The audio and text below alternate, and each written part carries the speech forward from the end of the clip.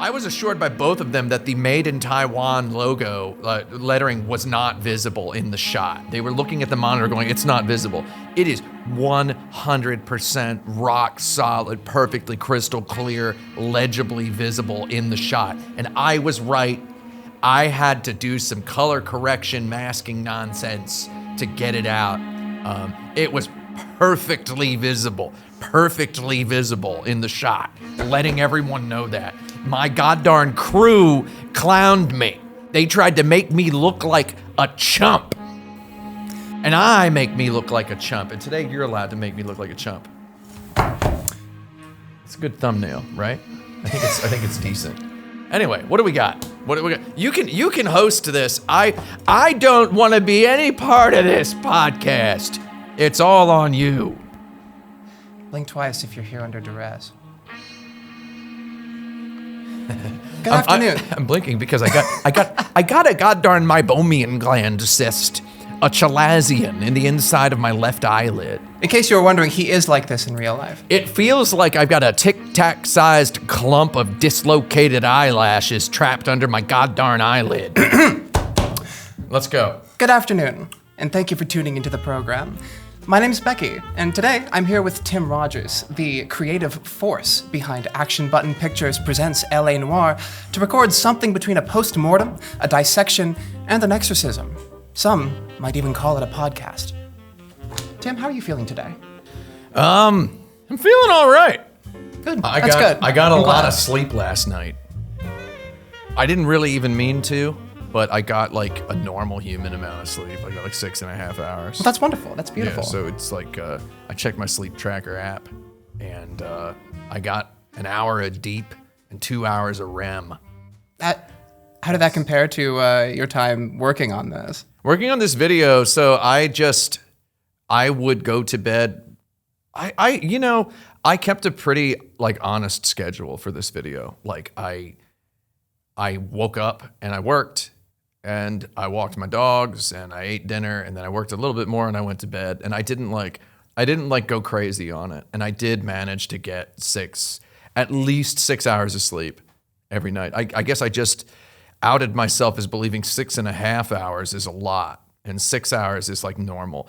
There's nothing wrong with sleeping 6 hours if you're relatively sedentary and you're just working at a desk all day. If you can get 6 high-quality hours of sleep, you're fine. The quality is important, I imagine. The quality is like 99% of it. And if you take melatonin, magnesium, and calcium, you too can have pretty deep, high-quality sleep. So one thing that I've been wondering about is how long the idea for this video has been gestating. So you mentioned that you had the Cole Phelps sounds on your soundboard since like 2020? Since 2020, yeah.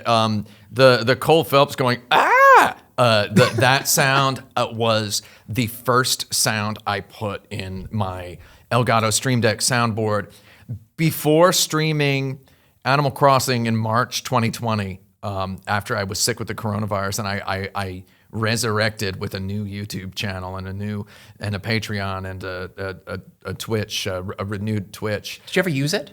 No.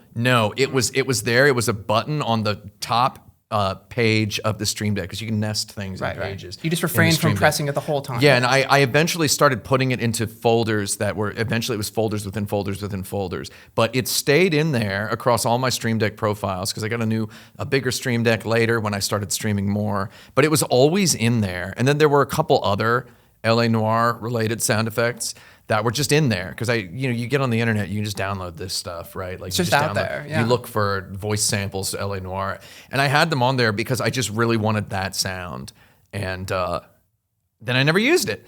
And the reason I had that in there is because I was intending, since the beginning of this YouTube channel, the LA Noire video, for better or for worse, or for normal or for weird, this LA Noire video, exactly as it arrived unto you, exactly that was planned, like all along. Like I wanted exactly this kind of video. I wanted it originally to be like an hour long or a half an hour long. And then I started adding more to it, and it was, someone's already getting ready to get mad at me for saying it, so I'm just gonna go ahead and say it. It was like my Mona Lisa. by which I mean Leonardo da Vinci was carrying around this wooden panel, and he painted. I'm not an expert. I'm no Dan Brown. I'm not a Da Vinci scholar. But he painted the Mona Lisa like more or less exactly the way we know it today. Us Louvre visitors know it today. He painted the Mona Lisa like a million times. Like he just kept painting over and over on this thing. He was just re-shellacking this wooden board with this same painting over and over again. If I understand correctly, I like to think of it that way. So I ended up doing that with my LA Noire script, which started out as one thing and then it ended up. Well, what did it start out as? Okay, so what did it start out as? A few weeks before Red Dead Redemption 2 came out is when I had the idea for this. So this idea has been gestating since about October 2nd, 2018 is when I first got the idea for this. Because Red Dead Redemption 2 was coming out. That's 7 years of development time, if you're keeping track at home. Basically 7 years, yeah. So before Red Dead Redemption 2 came out, I was working at Kotaku.com, which is it used to be a website with lots of people. And now it's a ghost.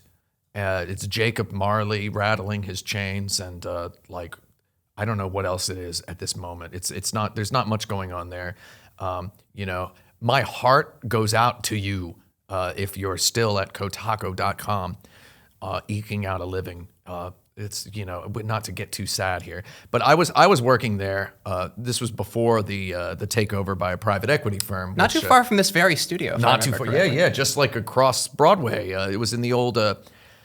Ironically, it was in the old BET office. BET had just moved out, and our new investors had moved us in, but we actually weren't in that office yet. This was a few months before we moved into that office. So we're down in the old office in Union Square, which was a wonderful office. It was the old Gawker office. And people kept coming up to people would come by my desk. We were situated in kind of a back corner, and I very seldom saw people from other websites coming by, because there were like 10 websites under this umbrella. That was the previously Gawker, then later Univision, and then later Geo Media. People would very seldom come by my desk.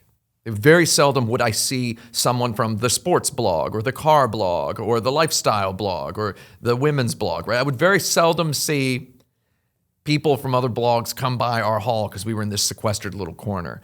But I started noticing more people coming by, and they were dudes from the car blog or dudes from the sports blog.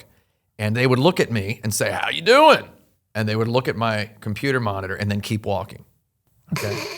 And I was like, this is interesting. And then eventually one of them stopped for more than a moment to say, "So, do you guys have Red Dead Redemption 2 yet?" And I was like, interesting. These guys are very interested in Red Dead Redemption 2. So I got this idea, which is Red Dead Redemption 2, we got to make a lot of videos about it. Sure. Apparently, this does not make me a media genius, because everyone else in decision-making positions within our organization knew this already, and they wanted a full plan of attack. When Rockstar's NDA came, you know, we were all ready to disseminate the copies to every able-bodied individual. All hands on deck. Yeah, everyone was ready to have their impressions, their reviews, their gameplay videos. But I noticed this Red Dead Redemption 2 rumbling up on the horizon. And I was like, well, what can I do to, you know, build into the hype, the zeitgeist of hype before the game comes out, right? What can I have ready before the game comes out so that by the time the game comes out, we have just a maximum celebration of content before I receive the review code of the game and start capturing footage of it? And the very first thing to spring to mind was, I want to stream LA Noire on Twitch. That's not the best idea, but that was the first idea I had. It's a Rockstar game. That was the first idea I had, because I feel like LA Noire and Red Dead Redemption 2 are spiritually very close. They're lavish, lush, immersive experiences in a very meticulously realized world, American period in history. I was like, okay, I want to do this. And then I immediately thought I should probably do Red Dead Redemption 1 instead. That's a little more reasonable. It makes a little more sense. It makes a little more sense. And part of my job was going to YouTube and just kind of making a Judge Dredd face at all of the thumbnails that I see on YouTube every day, right? So it's just like being like, see what the other outlets are up to. Can you do an impression of the Judge Dredd face really quick? Right? Okay, like, good. Like, see what those dirtbags at Polygon are up to. Those dirtbags. See what those jerk-offs at GameSpot or GameStop, whatever they're called, are up to. See what those goddamn guys are up to, right?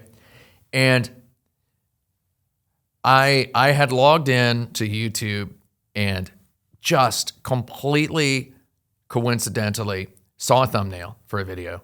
This is like, I can trace this whole LA Noire thing to this one moment. It was a thumbnail, and the YouTube description was, real lawyer reacts to Phoenix Wright courtroom scene. And I immediately said out loud at my desk, real hard-boiled 1940s Los Angeles private detective reacts to LA Noire crime scene investigation, right? And I said that out loud at my desk immediately, like at that exact moment. And that's the video. That's basically the video. But then a moment after that, I said, real cowboy reacts to Red Dead Redemption 1. And I said, okay, that's the video I'm gonna make. And then I did. Real mama reacts to cooking mama. Real mama who cooks reacts to cooking mama, yeah. So that was basically it. And then I wrote I'm not to toot my own horn. I'm well versed in the dime Western as a thing. I've read dozens upon dozens of trash pulp Western novels from all the way back to the era of the actual Old West. You've immersed yourself. I've immersed myself. I'd already done this at the time I wrote that Red Dead Redemption thing. That Red Dead Redemption video on Kotaku.com, if you've seen it, it's called The Red, the Dead, and the Redeemed. It's my favorite video that I made. I was told that Paul F. Tompkins watched it, but he never proved it. But apparently he watched it. I don't know if he liked it, but I was told he watched it. I know Dane Cook watched it because he tweeted about it. He didn't even link it. He linked it in like the reply to his own tweet. Wow. Dane Cook. And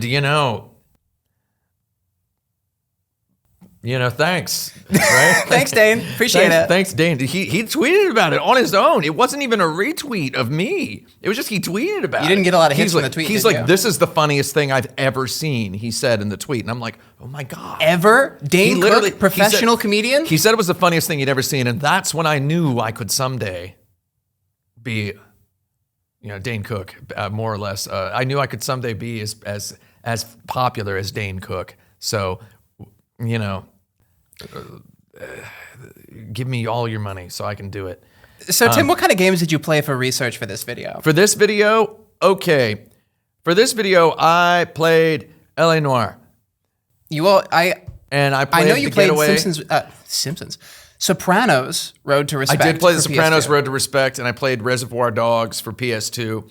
I have annotated commentary playthroughs of both of those games that I'm hesitating to upload to the Fukubukuro bonus playlist. Fire when ready, I say. Because it's bad.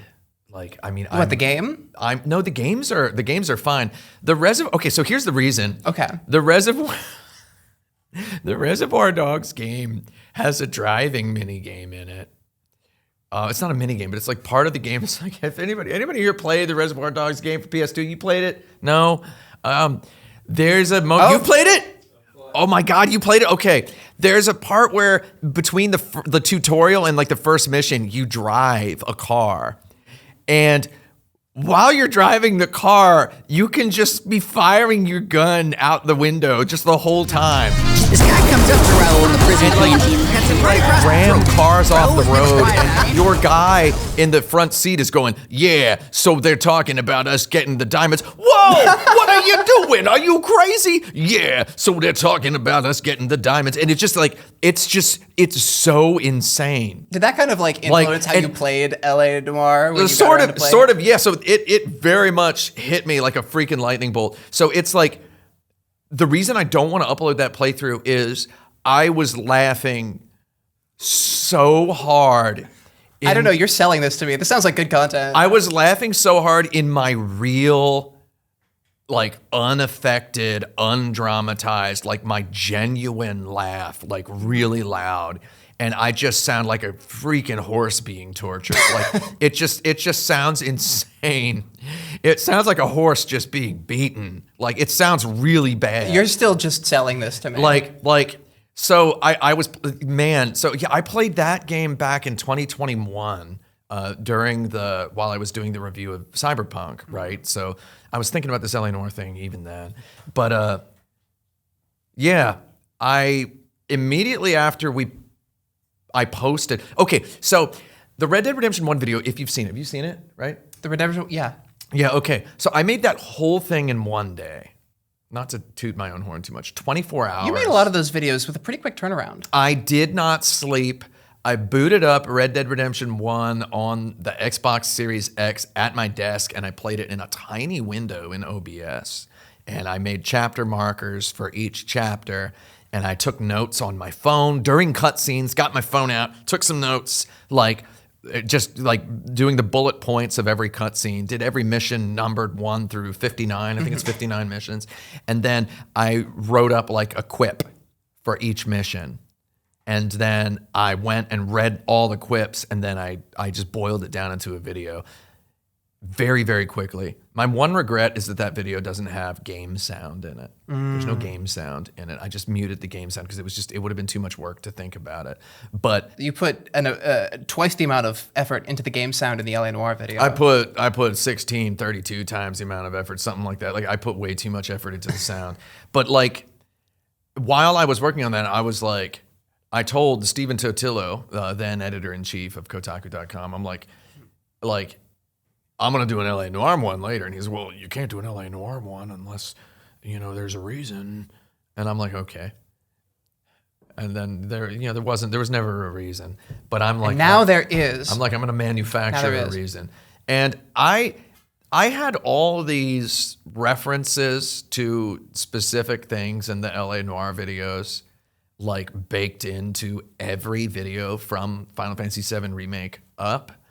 And I just ended up, they ended up all just getting not like on purpose, but just kind of like accidentally cut from the final product. So it's like, I was, maybe I didn't telegraph enough that I'm going to do this whole thing on camera in character with a hat on my desk, a fine Borsalino.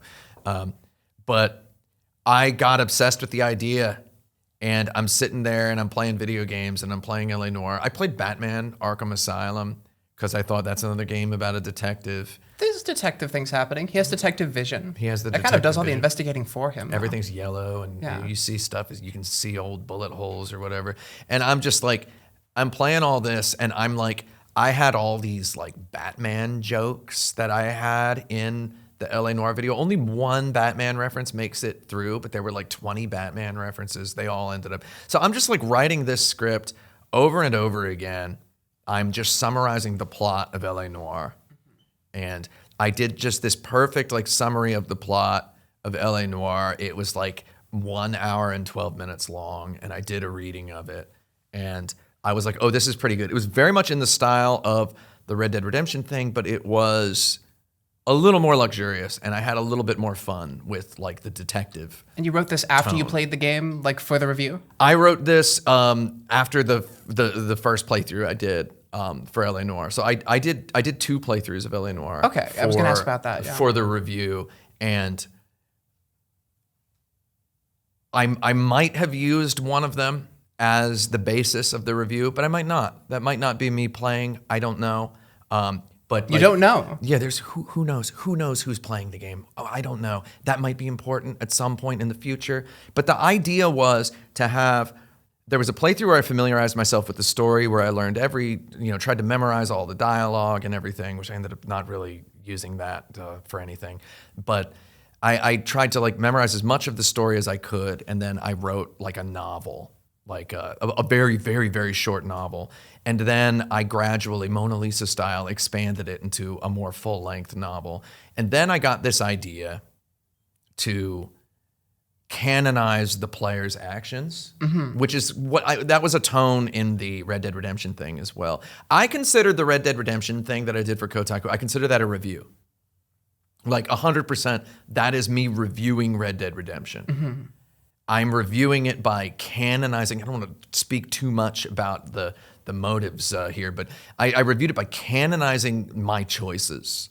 It was my choice in the moment, however delirious the moment was, to chain gun blast a bunch of horses during a gunfight instead of aiming at the riders like a more I don't know, a more sensible player would a more sensible Marston. A more role player Lee Marston would have aimed for the riders, but instead I'm like gunning down the horses, and it's just, I'm laughing cacophonously, much like I did during the Reservoir Dogs car chase scene. I mean, your Phelps took plenty of joy in mowing down people as well. Yeah. So I learned during my second playthrough that and then I passed this on to everyone else who played the game because I said I was reviewing it, but I learned that the lock-on aiming is so funny in LA Noire because it makes the game look comically easy.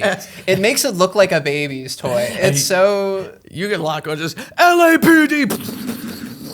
And you can just empty like a full clip into a guy, and it's very funny to look at. And while scrubbing through the footage, I was just laughing so hard. And it's funny every time. I think it's one of the best repeating jokes of the video. It's so funny. LAPD! LAPD! It's me canonizing the playthrough. It's me playing the part of a detective who is... Because you do... There's a part of me, this may sound pretentious, you feel like a detective when you're scrubbing through footage, even when it's footage of a game that you played, when you're the one who played it, and you're like, scrubbing through the footage. What was I feeling in this moment? Why did I do this? What was I feeling? What was the player feeling in this moment? And then you start to be like in a game that's as dramatic and immersive as LA Noire, where it's like this guy, Cole Phelps, is... You know, he's a character. He's being played by an actor. It's Aaron Staton from Mad Men, right? Like, he's being played by an actor whose face I recognize, and he's delivering lines, and the performance is good, and it's all well written and well done, but how stupid is it that he's just shooting like this? And it's like that he's just blasting every single guy, shooting the dead bodies. And it's like, who asked him to do this? Was it me?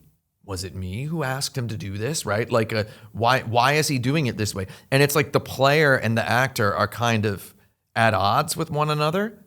But then when you're viewing it from this impartial third-person perspective of a detective scrubbing through footage in Adobe Premiere, the actor and the player are not separate. They're not at odds with one another. They're just conflicting They've become components. Cole Phelps. Yeah. They're conflicting aspects of a singular personality.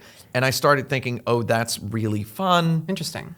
I know you feel strongly about games as theater. I right? do. I have kind of like I'm developing my own grand unified theory of video games. Yeah, so I've felt this way for quite some time, right? So I like that you arrived at these conclusions independently. Like, I feel like the video games are theater. We're playing a role. And sometimes all the role-playing latitude and leeway a game gives us is the ability to... How many bullets you dispense into the cranium of the poor soul that you've just killed. There's a part late in the video where Jack Kelso is firing a machine gun into a bunch of corpses of just men just piled up in the sewer. And then he just like empties the gun and then throws it on the ground and says, "That's it! Out of ammo!"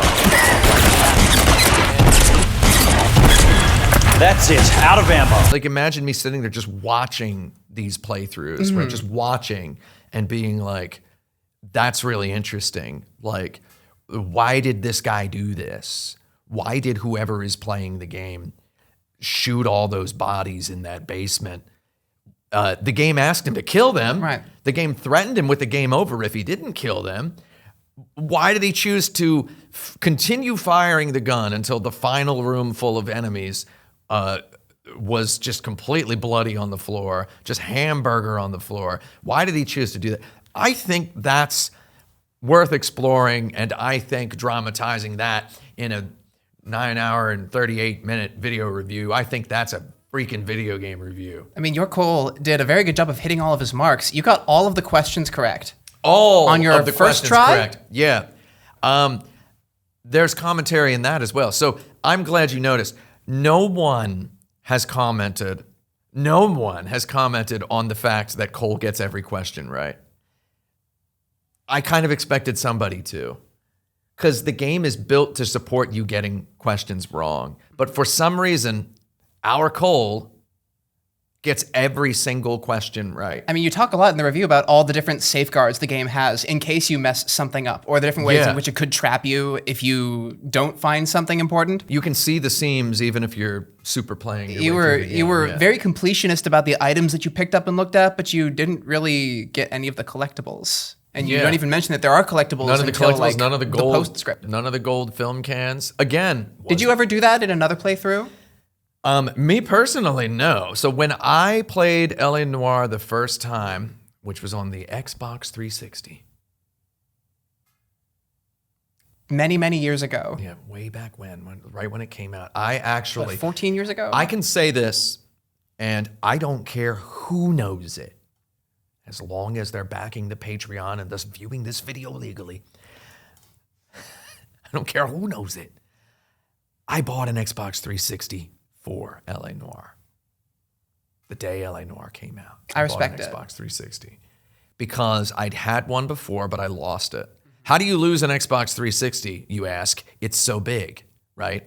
Well, when you're a tough Xbox man, huge. when you're a tough man like me and you can bench press a lot, it's kind of easy to just carry your Xbox 360 around and forget you have it, leave it on the bus.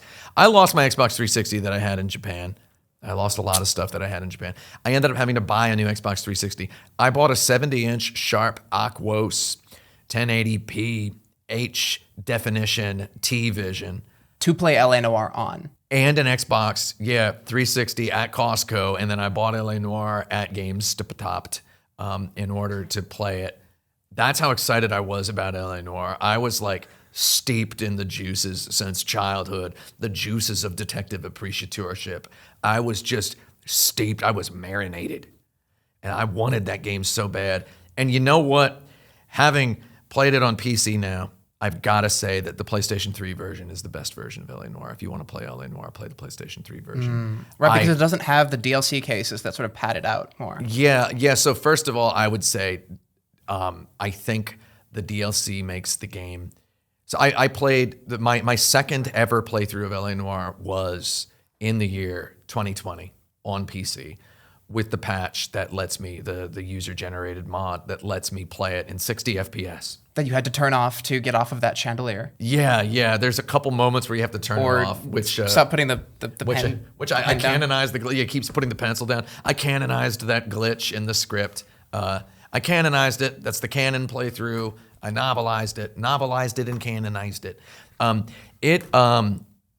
had to keep turning that. I had to turn that patch off when I played. I informed all persons who I might have wanted to play the game to also do that they have to do that. It's well known. It's in the notes for the mod. But I played it that way, and it has all the DLC just kind of mainlined, right? Right. And I've got to say that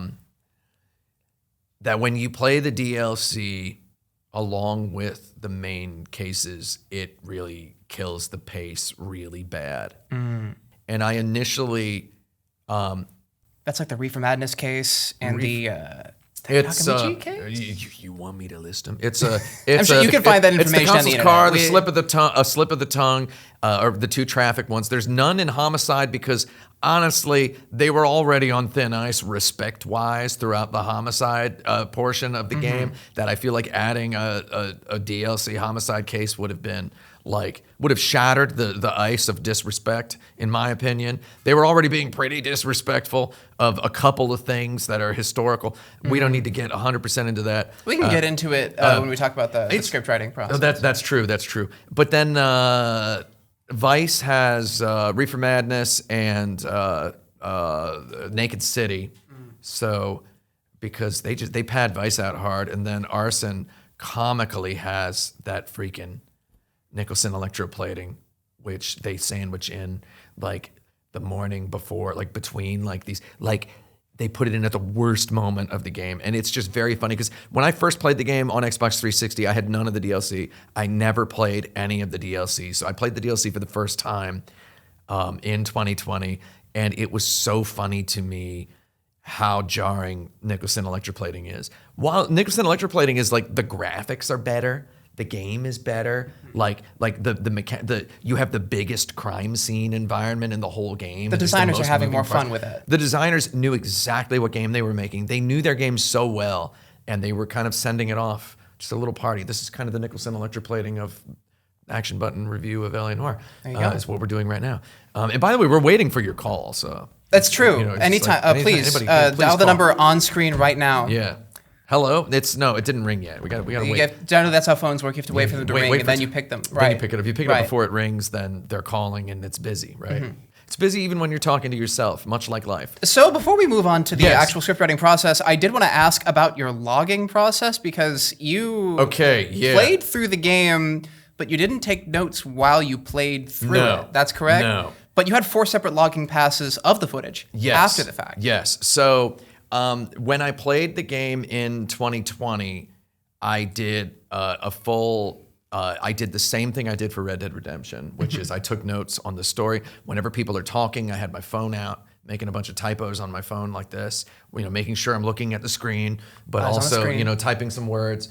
And I'm just, getting words done. I had a laptop as well that I these days I take notes on the phone, but I'm taking notes as the cutscenes are going, like just trying to describe what happens in the game. And I ended up with again enough of a summary to write a sort of little some long novelistic description of the plot of the game. But then when I start further painting over it, and embellishing it, and then I developed this conceit of, originally it was just a narration. There was no character narrating it. It was just third-person omniscient.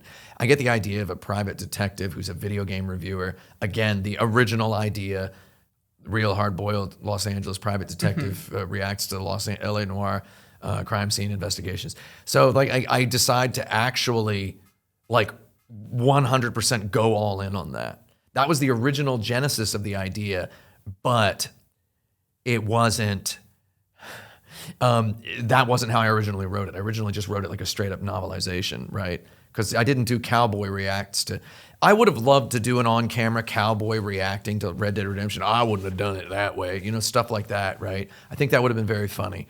But, he gets on, I wouldn't have shot the horse in the head. Right, with a little picture-in-picture in the corner of the frame. Yeah, to do it straight up like a legit YouTube video. I thought that was funny.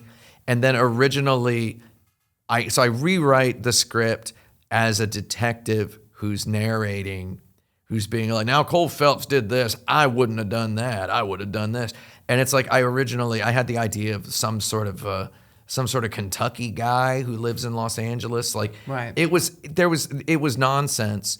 But then I was like, I need to be canonizing exact, super hyper minute play choices. And for that, I need somebody else to play the game, right? And I need somebody else to play the game, and I need somebody else to look at it and watch it and help me with it. So I actually had Alex Jaffe watch all the footage and just write me a report of the facts. This is a little just the facts. Just the facts. Inside baseball, there is the folders I have on the desk during the on-camera portion of the LA Noire video, the manila envelopes, they actually contain printouts of Alex Jaffe's notes. So that's what's in the documents. And I meant to film B-roll of them, but I just never did, right? I put it in Courier font, so it looks kind of like a typewriter. And it's very funny to me that that's what's in the documents on the desk. There are a million other little details about what's going on in that set, but it's that's the important one. So he goes through and writes all the facts, and I mostly had him do this because I wanted to just watch the footage and react as an impartial observer. Was I wearing the suit when I did that? Sometimes, right? But I'm sitting there wearing the suit and I'm watching the footage on my TV, big headphones on, not taking notes, just maddeningly watching this person play LA Noire. And just trying to have some kind of reaction. And then when I later sat down to write the script, I started completely from scratch. A lot of turns of phrases that were originally in. There are some turns of phrase I was like extremely precious about that I made sure I carried all the way forward through the final draft of the final script. Are they all period accurate? So everything is period accurate. I did have a couple people trying to gotcha me in the comments saying that such and such phrase isn't period accurate. A lot of times they're wrong and it is I who am right and it is the children who are wrong. A lot of times. But there were a couple of As long phrases. as you're holding that, you're right. Yeah. There were a couple phrases where people were like, oh, they wouldn't have said that back then. And I beheld these comments and thought, a guy could have come up with that, though. He had all the tools. All the tools existed for me to come up with this phrase. It might not have appeared in critical literature at that point, but my guy, you know, he's a loquacious sort. He's a curious fellow. Maybe he likes slamming words together. Let the guy goddarn breathe. Linguistic research and development happens outside the print record all the time. All the time. We do not know when. You can't possibly know the extent. There's so much we don't know about the English language. So how many times did you say the word flapjacked in the script? I've been wanting to know the exact number. I wanted to get it for you because I knew you said something about wanting to ask. But I don't have this. The script is not in a single document. All right. The script is not in a single document. It's in 21 separate documents. It's in 29 separate documents, but there's 21. 29? Yeah, there's 29 because a couple of them are. There's a reason for this because I'll be like in bed and I'll be like, well, let's take a look at chapter 16 again. Okay. Let's take a look at that one again. And then, you'll want to go back to it. And it's easier than, I don't like navigating the sidebar on Google Docs. There's like a sidebar. There is. Table of contents that I don't really like navigating it. So I prefer to have separate documents and jump in and out of them. Mm-hmm. Here we go. What is this? I don't know what this document's called. This document is called... Usually they have names that you can read. This document is called Action Button Reviews, Castlevania Dracula X Round of Blood. But, it's Patreon exclusive. Open on my phone right now. But yeah, it's... I'll just open it. I'll open it and I'll look at the script. And I do this when I'm editing. I do this when I'm not editing. I do this when I'm writing. I do this when I'm redrafting something. I'll be on the train, on the bus, getting out of the shower. Taking a dump, sure, right? I'm not gonna rule that out. I'm not gonna lie to you. Sometimes I looked at the script whilst pinching loafs. These things stay with you, even when you're not sitting at the desk, right? You're rolling them over in your mind constantly. It's like I'm gonna look at some of those words again before I gotta read them. Because there was a lot of writing, rewriting, copy editing. Believe it or not, there was a lot of editing. A lot of stuff actually got cut out of that video, believe it or not. About 44 minutes of deleted scenes. I believe it. I'm surprised it's not more. You try to say I have no restraint, right? Like I cut 44 minutes out of the freaking thing, mm-hmm. And no, I'm not going to release them. They're no good. They're no good. You already got 10 hours of it. If I were gonna release a director's cut of a thing that's already 9 hours 38 minutes. I may be nuts, but do you think I'm a freaking psycho? Like, come on, right? Like, come on. I'm not, Ridley Scott never made a 9.5 hour long movie. That's true. He hasn't yet. You don't need He could still do it. The director's cut is the 9.5 hours. So I want to know the top 10 noir films that you watched over the course of writing this. So I am a huge noir movie fan. And it's been... Give the people some recommendations. It's been my favorite thing in the world is to watch. I used to love watching the old noir films. Mm-hmm. And in case you didn't know this, noir films are almost never about private detectives solving a case. Did you know this? I did not know this. They're almost always about regular people caught up in something or career criminals caught up in something. Bigger than themselves. Or regular people and career criminals caught up in something. They're almost never about private detectives investigating cases, except when it comes to adaptations of the works of Raymond Chandler and Dashiell Hammett. So you have Humphrey Bogart as both Sam Spade in The Maltese Falcon and Humphrey Bogart as Philip Marlowe in William Faulkner's screenplay of The Big Sleep novel by Raymond Chandler. So you have first of all, imagine Spider-Man and Superman being played by the same guy, right? That's what they were dealing with in the 1940s in the United States of America, with Bogart playing these two iconic private detectives, right?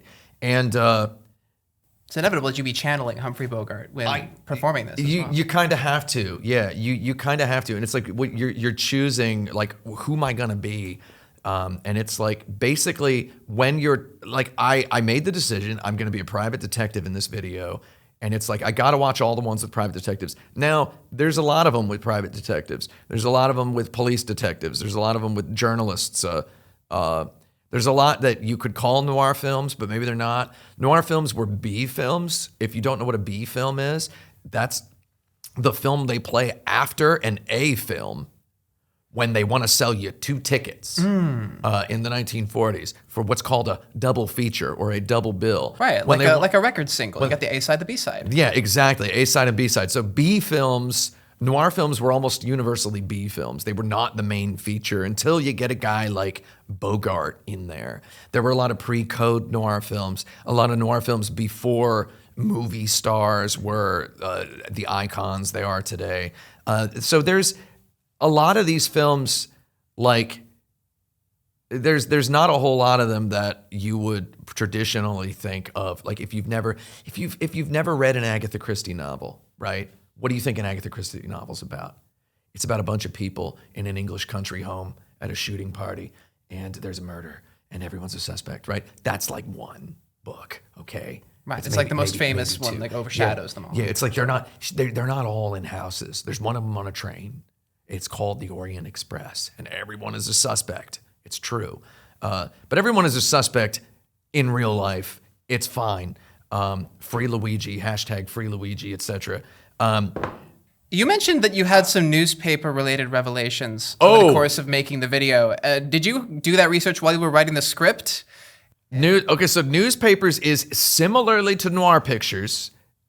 This is just something I've really liked doing for a very long time. And if I understand it correctly, Team Bondi also referred to like the same like year of newspapers. Yeah, so that you were like cross-referencing even in the video as you were doing. I had some pretty somewhat dark, salacious revelations about the actual cases in LA Noire. Dish 'em, baby. That's what we're here for. But so it's like I said, much like noir films, much like 40s films. When I was a kid, I used to just watch the 40s films on TBS, TNT, whatever. Wait, I didn't list my favorite noir films.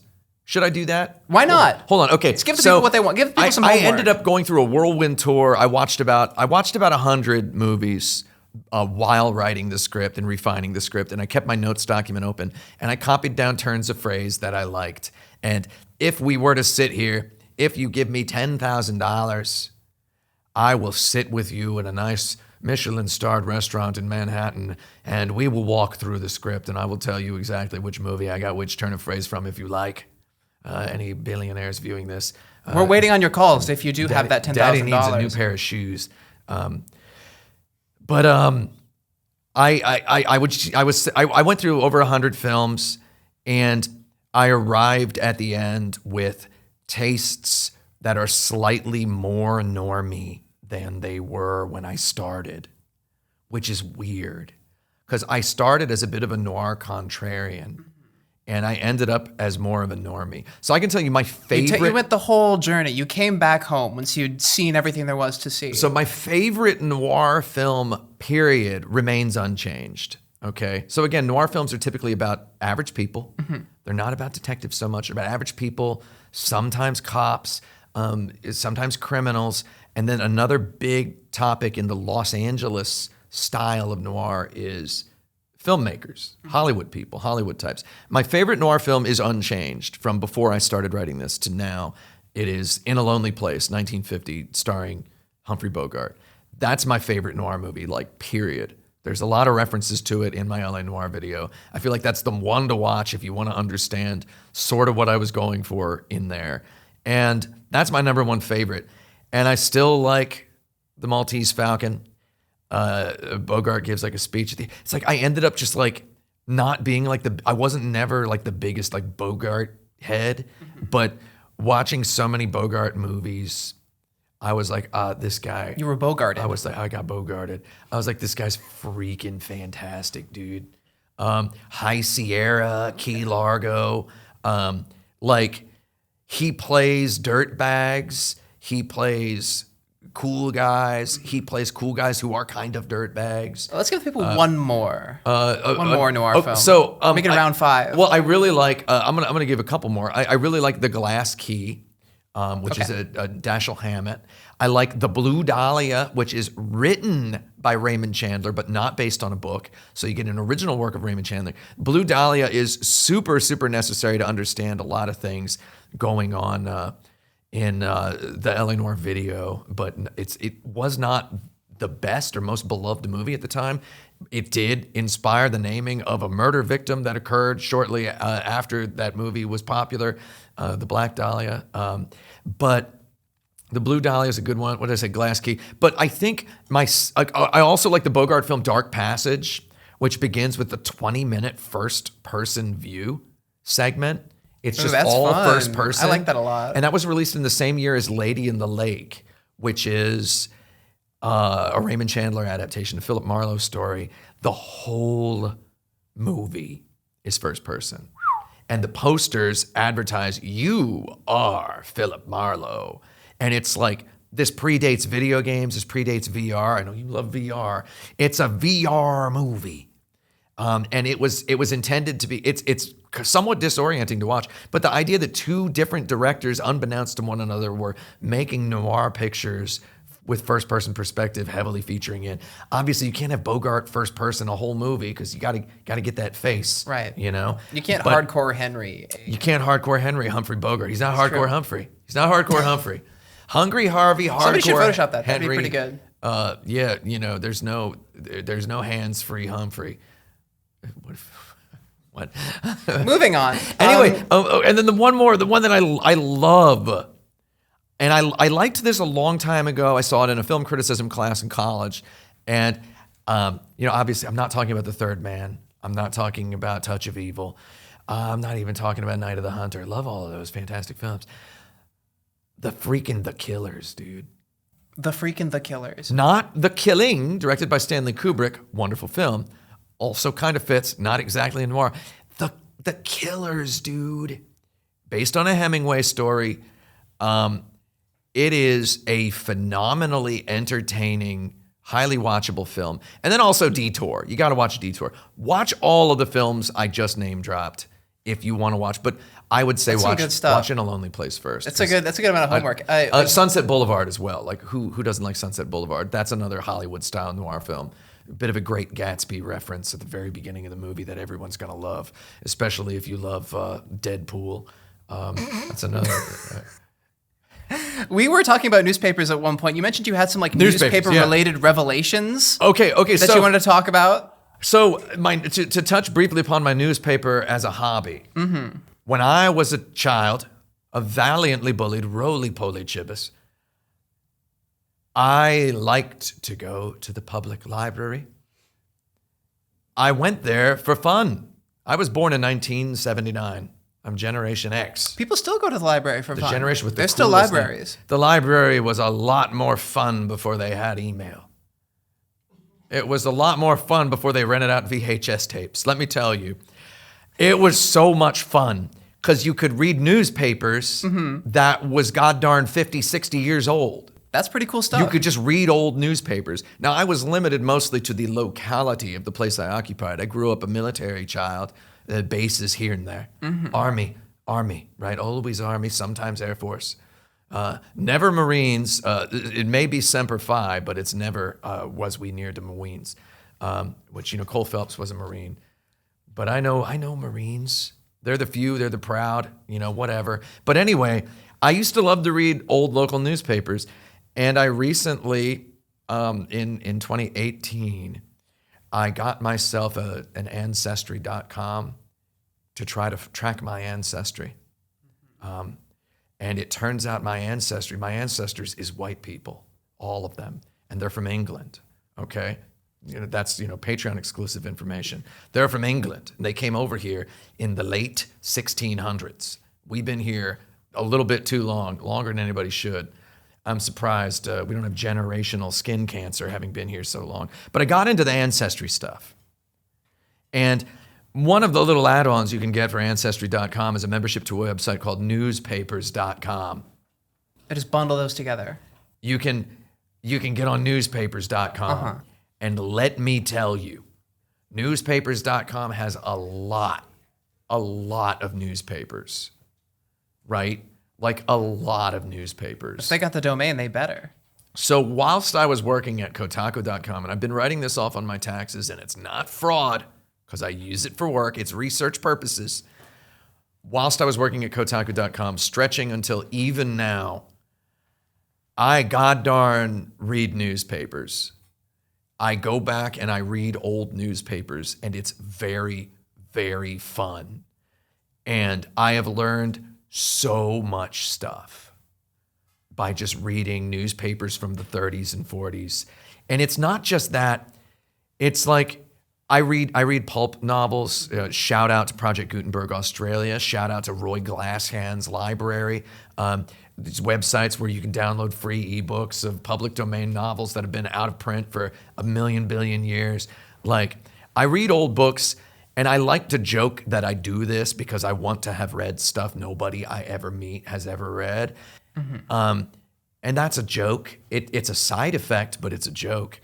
But like, so what did you learn from these newspapers that? Well, I learned so much stuff that I can bring up conversationally. Sure. That nobody else knows any of this stuff. I'm like, look at this ad. And I got screenshots. Look at this ad. That's true. You did put a lot of those ads in the video. In the video, yeah. Like, look at this ad for shoes. There was a department store called Buffums, right? Like things like that. There was a very popular department store called Buffums. Ad copy was on a Los totally different Angeles. level in the 1940s. Yeah. There's a reason why the Mad Men, So yeah. I have perused New York newspapers in the 1950s and 60s and enjoyed the ads, and I enjoy this stuff, right? And I enjoy this stuff a lot. And I read every newspaper published in Los Angeles County in the year 1947. Every single newspaper. Right? As did Team Bondi. I read every word. Team Bondi did so as well. Bondi. They Excuse me. I didn't mean to correct your pronunciation. No, please. They don't. I want to offer them the respect they deserve. They're not watching. They could be. They've completely evaporated at this point. We're waiting on your calls, Team Bondi. Yeah, Team Bondi, Brendan McNamara. You know the number. Hit my line. You know the number, rich boy. I don't know if you're rich. I'm sorry. I don't know. I'm assuming you became a billionaire. I think it's a little rude to assume. Because it's so good. But I read every newspaper published in all of Los Angeles County in the calendar year of 1947. And I can tell you for a straight dope fact that every non-Black Dahlia related case in the game LA Noire is based on a small newspaper story that was very close to an update on the Black Dahlia case in January, February, or March of 1947. Just saying. It was all fluff, padding Not it trying to out, gotcha otherwise. anybody, but I know that whoever was in charge of this story was reading the exact same newspapers that I did. And you know what? If I'm going to do that much homework for a video game review, I assume, I'm not going to congratulate you for having done it for your video game. I could have made a video game. I can congratulate the both of you for having done the work. Yeah. Both of you deserve congratulations. So I loved just like I have an infinite amount of congratulations to give. I'm a very congratulatory person. While writing the script and then later while editing the video, it was just a nightly activity to me. And I dreamt on 3 occasions. Count them. 3. 3 occasions that someone was committing libel against me to get me canceled because I was too popular on Twitch because of the new category I'd invented, which was let's read old newspapers dressed up in an old outfit. And it makes me It was just think, at the top of the front page every single day. I kind of want to do that. I mean, there's nothing stopping you. I kind of want to just scroll around newspapers.com and read old newspaper articles. There's literally nothing stopping you. Now that I have this wealth of historical knowledge and be like, oh, look at this. There are front pages of the Los Angeles Times that if you were alive back then, you would have had to shake your head and tip your hat and sorry, ma'am, the very sheet of paper in front of you. But they are so funny right now. How many dead people's reported on the front page of the Los Angeles Times every day in 1947. Firecracker goes off, kills 3 children. Child's birthday party goes mayhem. It's just so salacious. It's just like plane crash kills 12, injures 16. 12 more expected to die. Critical condition. It's just so funny how much death they crammed into the front page of the LA Times every day. Like, it's very funny. Almost none of it was LAPD related, which is it's a bit of an oversight, I would say. They're fresh off the war. You have to wean the people off of it a little bit. I got one hater. I don't want to talk about the haters, but one hater. We don't have to. One hater sent me a screenshot. Here we are. Sent me a screenshot saying, you couldn't help but inject your ideology and your agenda. And it was a screenshot of a Black Dahlia newspaper front page that had a story about Israel attacking Palestine on it. And I was like, I think they used to just telling on themselves. That's just real. That's just history. I didn't put that on there on purpose. 1947, that was still fresh. I saw so many Israel-Palestine headlines that I just started not saying them anymore. There's probably 100 of them in that video if you squint hard enough. I noticed, one of the most fearful things is to drop the needle on your YouTube video and see something that you don't like. There is a part in the video where the J slur for Japanese people appears on screen because it's in a headline in the Los Angeles Times. Do any characters in the game? I feel like at least some character in the game says it. They do, yeah, they do several times. But also, it wasn't a slur. It was just an abbreviation for the Los Angeles Times. It was in the style book. I looked it up after the video was live on YouTube. I looked it up. It was in the style book, okay? That it was okay to use. It was considered a non-offensive term. Right. It was canonized, so it's... Things have changed, of course. Yeah. But, one encounters such things in old ancient newspaper articles. I'm just staring at the camera that's looking at me. It's fun. Am I supposed to do that? Am I supposed to be looking around? I've been looking at the camera plenty. Oh, that's good. Let's look at the camera. Yeah. So I'm looking at you, viewer. The newspapers... talking to you. You know what else? I was at one point... during, deep into the editing process, I skipped out of my office. In the middle of the day. I got up gaily, I got up and I saw something, and Mimsy, my girlfriend, was very disoriented. She's like, "What are you doing?" And I was like, "I'm putting my shoes on." "Why?" And I'm like, "Oh, I'm gonna go outside." "What?"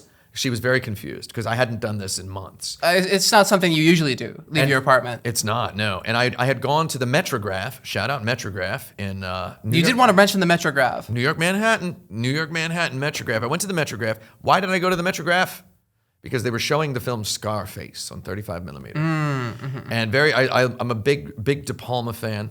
Personally, I think he needs to get on my level with the rotoscopes. I'm kidding. Mr. De Palma, I know you're watching. Mr. De Palma, get on my level. Get on my level, or quite who else frankly, are we calling I wouldn't out mind today? if you died. Who else are we naming? If you died trying to get on my level, I would be honored. Mr. De Palma, sir, I would be honored if you died trying to get on my level. So Scarface. Yeah, so I went to see Scarface, and I'm sitting there. And early on in the film Scarface, there's a computer screen. Because computers was a hot subject. Right. If you've never seen the film Scarface, I love Scarface. I was there in the college dorms of America. I was in one dorm, but they're superpositional. So if you're in one dorm in 1999, that's all of them.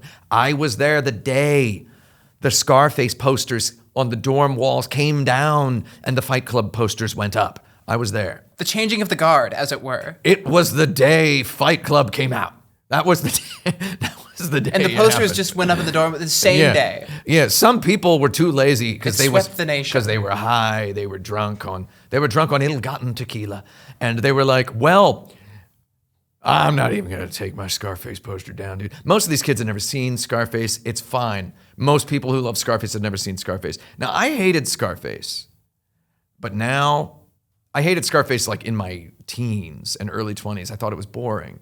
But that is an enthralling motion picture that I will skip out of my house at any opportunity, even whilst editing a lugubriously toned YouTube video.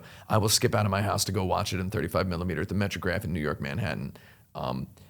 And there's a scene where there's a computer on screen, and it's showing, you know, because it's a movie about immigration, right? It's not just an homage to the old film Scarface. It's about immigration meaningfully.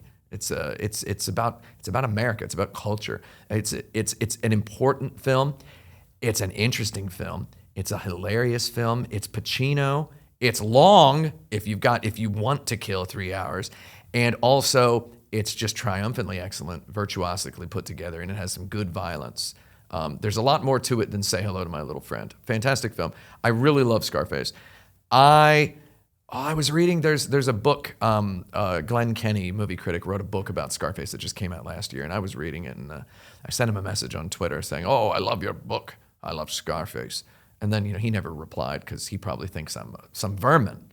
But you were inspired by the film, right? Yeah, so, yeah, thank you for reminding me. There's a computer on screen, and the computer text is then shown as white with live action film in the background. And I thought, I gotta do this for all the newspapers in my video.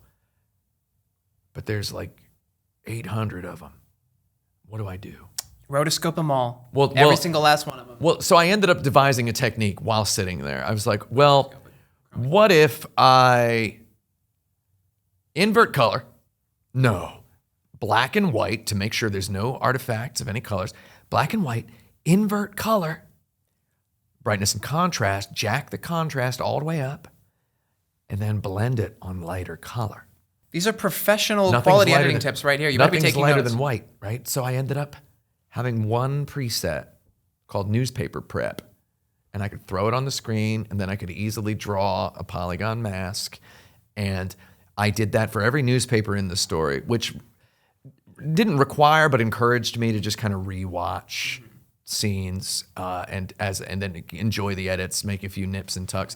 This is how the video ended up the way it is. I just, you know, made all these passes. So that's Scarface, An Afternoon at the Movies. I spent like the next 10 minutes like working out how to exactly to get the newspapers. I ignored the film, but it was beautiful. So I want to move on to the actual process of production of this film. So something that kind of blew my mind when I was like learning about like what actually it took to create this was that you more or less did everything twice. You recorded the VO twice. Virtually everything twice, yeah. Shot all the footage twice. Yeah. As we've explained, wrote the script multiple times. So doing everything twice, as you can see, this is very funny. You even have two hats. There's two, I got more than two hats. I suppose that's true. You can see there's an LA Noire book and two LA Noire books. Reviewed. There's two sets of books because Two of us. There's two of us. I left the books. There's two of these phones, actually. Anybody wants a vintage telephone? There's a real one. It functions, by the way, and we're waiting for your calls. This braided cord is pretty Is it plugged in? It's not even plugged in. How's anybody going to call us if it's not even plugged in? No, it's plugged in. Okay. Anyway, It's plugged in. I did everything twice. So the reason there's two books is I left the first books at the place where we filmed the video the first time. And I had sent a letter when we planned to film the on-camera portion the second time. I'd sent a letter to an email. I'm calling it a letter. I was going to say, did you handwrite this letter? I'm in character. Did you send it by carrier pigeon? I sent a raven to South Bend, Indiana, right? And I was unsure if he'd received my message or not. And I was like, we got to print new ones, which meant I had to contact the artist again. Because the way we did this, people like incessantly have asked me, these are just real books. These are premium. I bought these at the Strand in New York City, which is actually a very important fact we're going to get into why the Strand is important. There's a lot of details here that weren't captured Yeah. in the video, I got to say. I'm considering auctioning these books off to people who want to own them. But so I've decided to give 2 of them away. I'm going to give 1 set of them to the artist who designed the art for the book. This is based on the first edition of Raymond Chandler's The Big Sleep. What we stole. We stole that. And I had my friend Fred Wood, who is an artist and a programmer and video game developer. He's working on a game right now, the name of which, I don't know if I'm allowed to say it, but it is an anagram for Undertale is the name of the game he's working on right now. So he did the art for these books, and I want to give him 2 of them, and I'm going to send them to him shortly after we finish recording this. And then I want to give 2 more of them away. I noticed there's a Discord user, Lindy, who did art that was this, but it was in the style of a paperback of Farewell, My Lovely by Raymond Chandler. I'll find that and put that up on the screen. Yeah. So it's like I want to send her the other set of books. So if you're watching this and you would like the set of books, send me your address and I'll send them to you. But I feel like I liked that cover so much that I want to use it. The cover she made, I want to use it for the paperback release of the script of this video, which you will eventually be releasing. Which is coming very soon. Hopefully, by the time we release this video, I have details on it, and we'll be able to put up words that tell you we're releasing a paperback, and I want it to look like a 2nd, 3rd, 4th edition. That's cute. I like that. I think it reads well as like a book to read, maybe as not as well as the intensely rotoscoped thing. But yeah, we did everything twice. And the reason why I killed the first recording, the first on-camera recording, I went to South Bend, Indiana, and I went to Indianapolis, Indiana, borrowed my mom's Kia Soul, and I drove up to South Bend with my suit. Mm-hmm. And I had such a migraine. Like a real migraine by the time I had to stop at a Culver's and eat cheese curds with my hand like this because the migraine was so bad. I don't know why the cheese curds were what I needed for the migraine, but I did it. Did it help? Did they help? I spent about 4 hours in that Culver's before I felt comfortable driving to the house of the person who helped me film it. And then you recorded all of those takes in like one marathon session. Yeah, right? we spent a full day going to Jimmy Carter Habitat for Humanity shops to source all these authentic props, and we built a perfect looking detective's office in his house. Not Jimmy Carter's Habitat for Humanity, but that's not a house, that's an organization. But we built this house is a kind of habitat. This perfect detective's office, and we filmed every word of the script. Now, 2 things were happening. My headache was so bad. My stomach acid had like burned my throat. My throat felt messed up. Good Lord, man. I kept noticing things in the script that I wasn't a big fan of. You were like editing it as you were reading it out. I kept subtly changing up the voice because this was the first video I wasn't delivering in the action button voice. Like, hello and welcome back to video games. Right. I have that voice because I can muscle memorize it, and it's very easy to get up, go to the bathroom, go to the hotel, go to sleep, come back to the studio, sit down. It's very easy to get right in that muscle zone. I have a posture I can sit in and deliver that voice.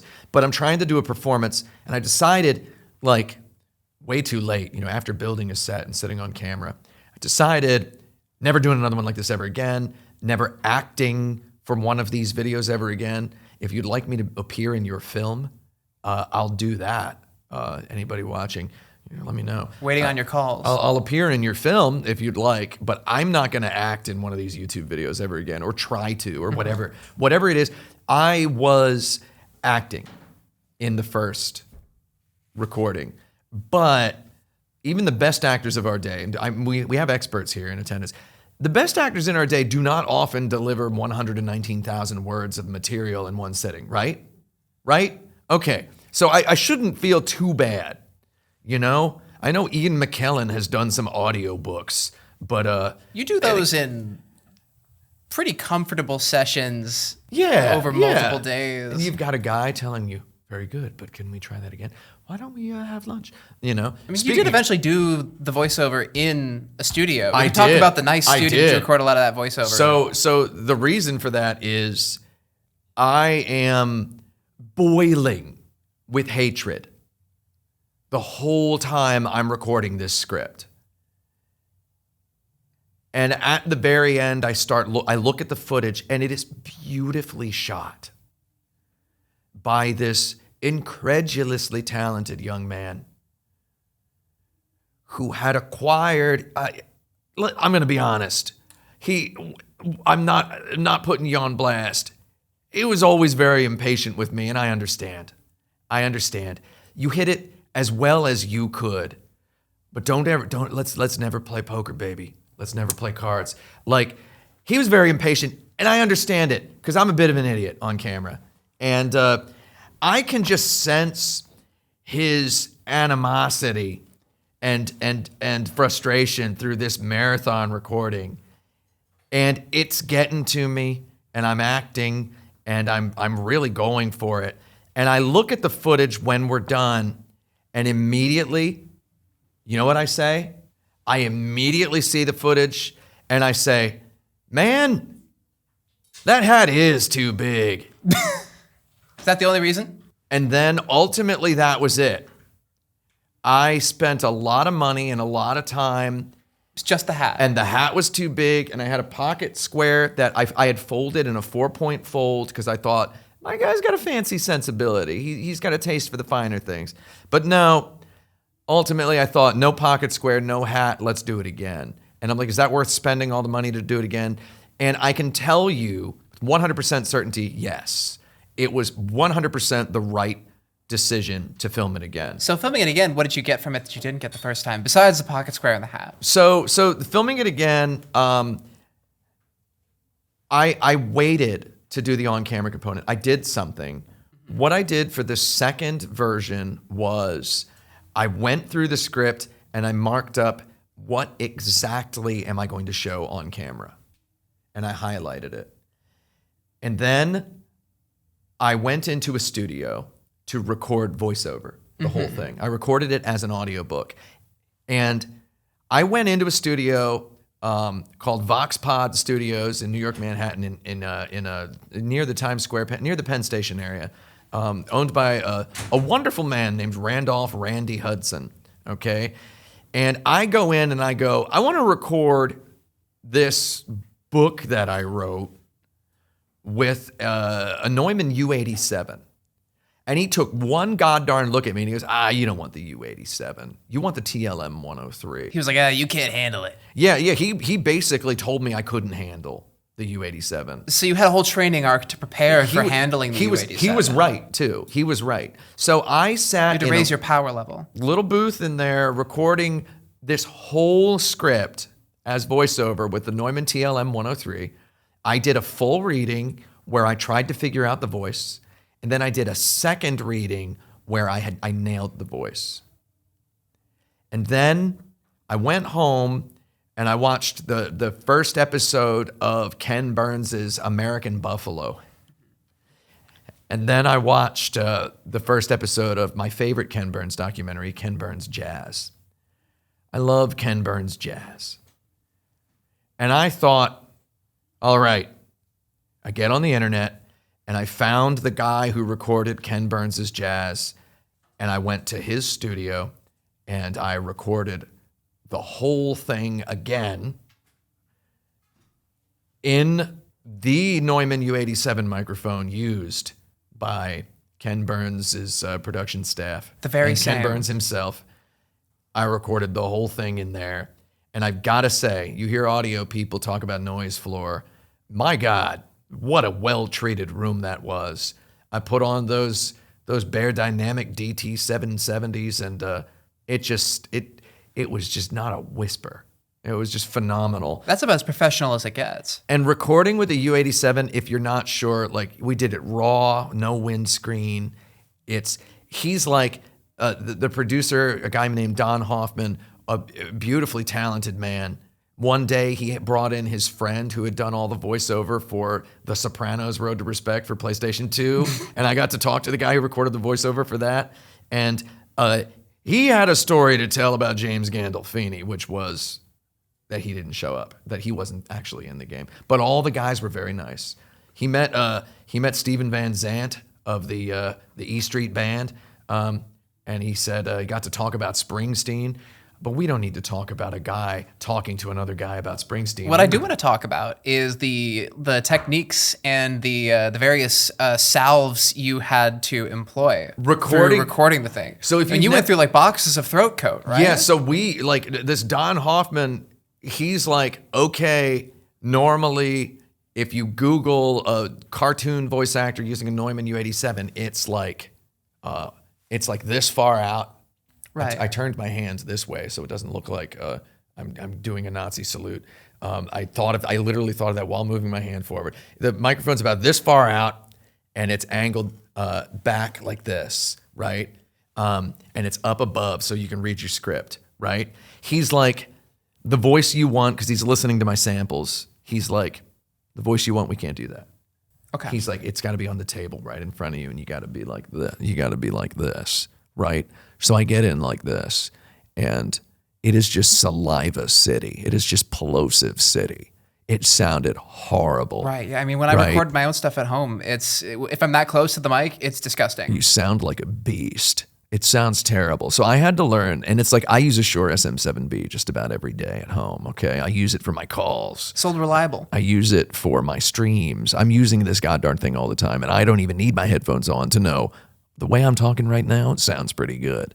But with the Neumann U87, it is like giving a freaking orangutan a violin.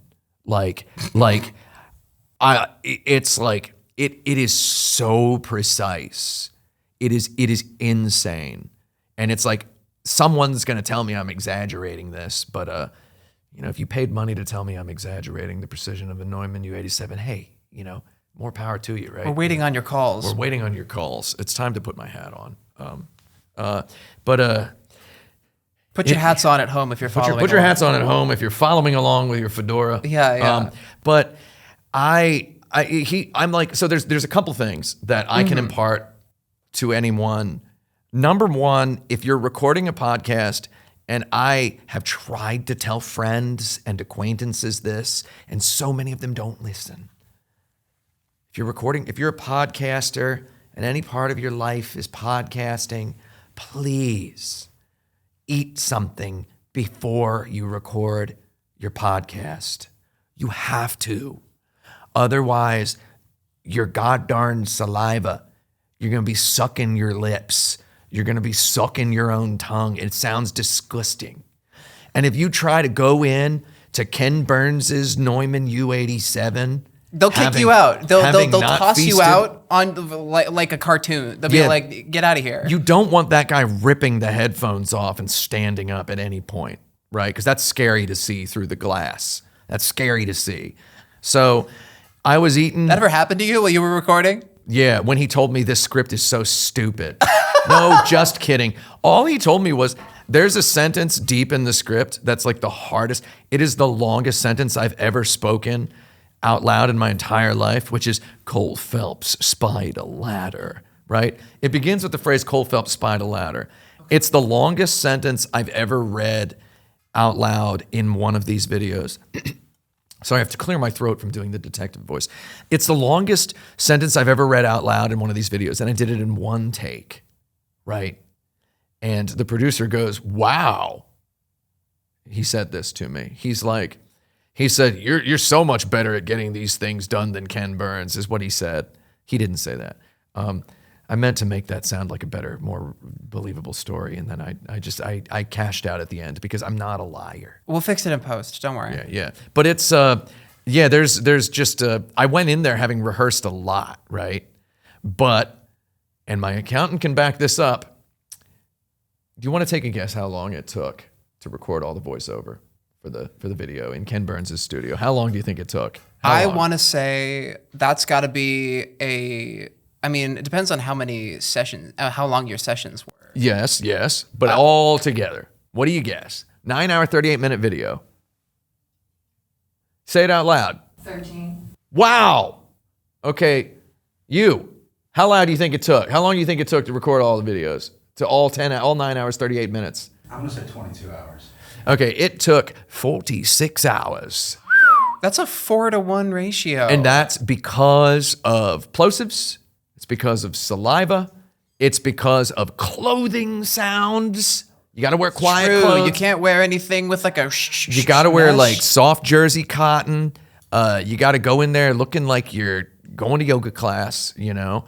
Like, it's all because of sounds. Like the producer going, can you do that again? And it's like, you got to do this stuff. It's so much work. 46 hours build in the studio. I paid it because I'm not a loser. I paid it and I cried. I cried whilst sending the wire transfer. I wired while crying. Okay, and yeah, it was a lot of work, and so I did the full script that way, even the parts that were highlighted as on camera, for a very important reason. So did you spend less time doing the on-camera stuff than you did recording the voiceover? So the on-camera was a total of 2 hours of the video.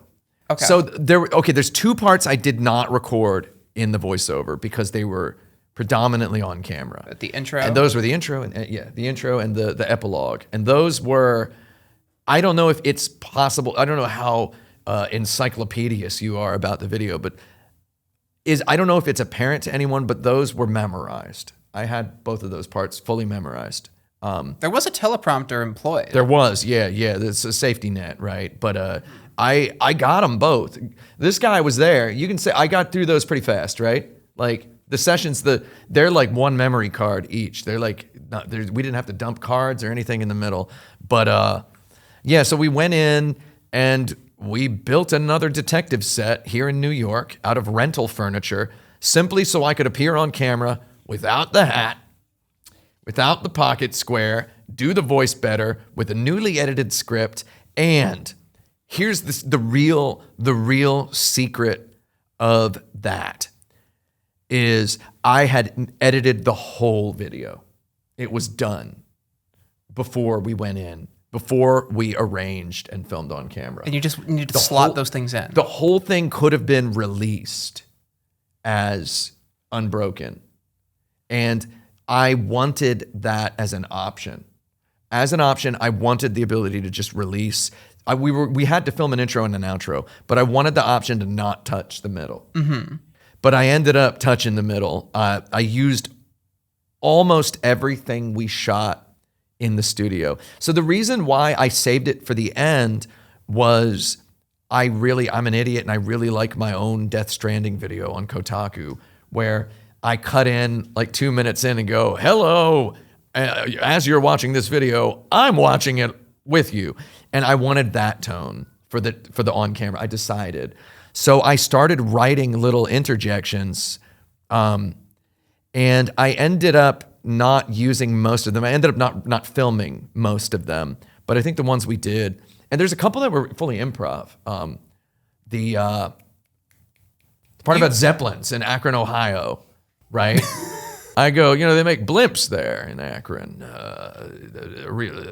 It's a big dirigible town, a regular blimper's paradise. The phrase "a regular blimper's paradise" was just so funny to me. It's a good phrase, good turn of phrase. But that is true, by the way. I believe it. Everyone, you look at the pictures of the Hindenburg and you think there's no way anybody there lived, but most of them did. Almost everyone survived from the Hindenburg. It looks impossible, but they lived.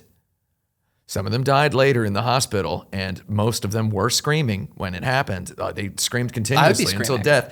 But most of the people lived, and then most of the people did not even ultimately die. More than 60% of the people on the Hindenburg, they lived. So there's other interjections. Some of them were like you reacting to inaccuracies in your script as you were Yes. reading them. Things that I encountered during the video editing. It was my last safety net, my final Mona Lisa paint over. As I'm going through the video and editing it, I'm encountering something and fact-checking myself. And fact-checking is complicated when you're dealing with history, but also with a script you wrote about video that is, you're objectively describing exactly what's happening in a video. See how many layers of interpretation are happening so here? it's like sometimes I would have gotten a number of people killed wrong or whatever. Cole Phelps killed 12 men. And it's like, there's me correcting, go, well, actually, wait a minute. I could have sworn it was 13. And it's like, oh, I cut that out. I cut those out because it's, that's like presupposing the most insanely dedicated viewer who's going to actually count the number of kills. And but like say the he car got it hitting the wrong. billboard in that one case. Yeah, that I did write as it hitting a tree because I wasn't looking at the video when I wrote that. So I ended up filming an interjection. What is all the money even for if you can't even get that right? What are we doing here? So how long was that session? How many hours did you bill me for on camera?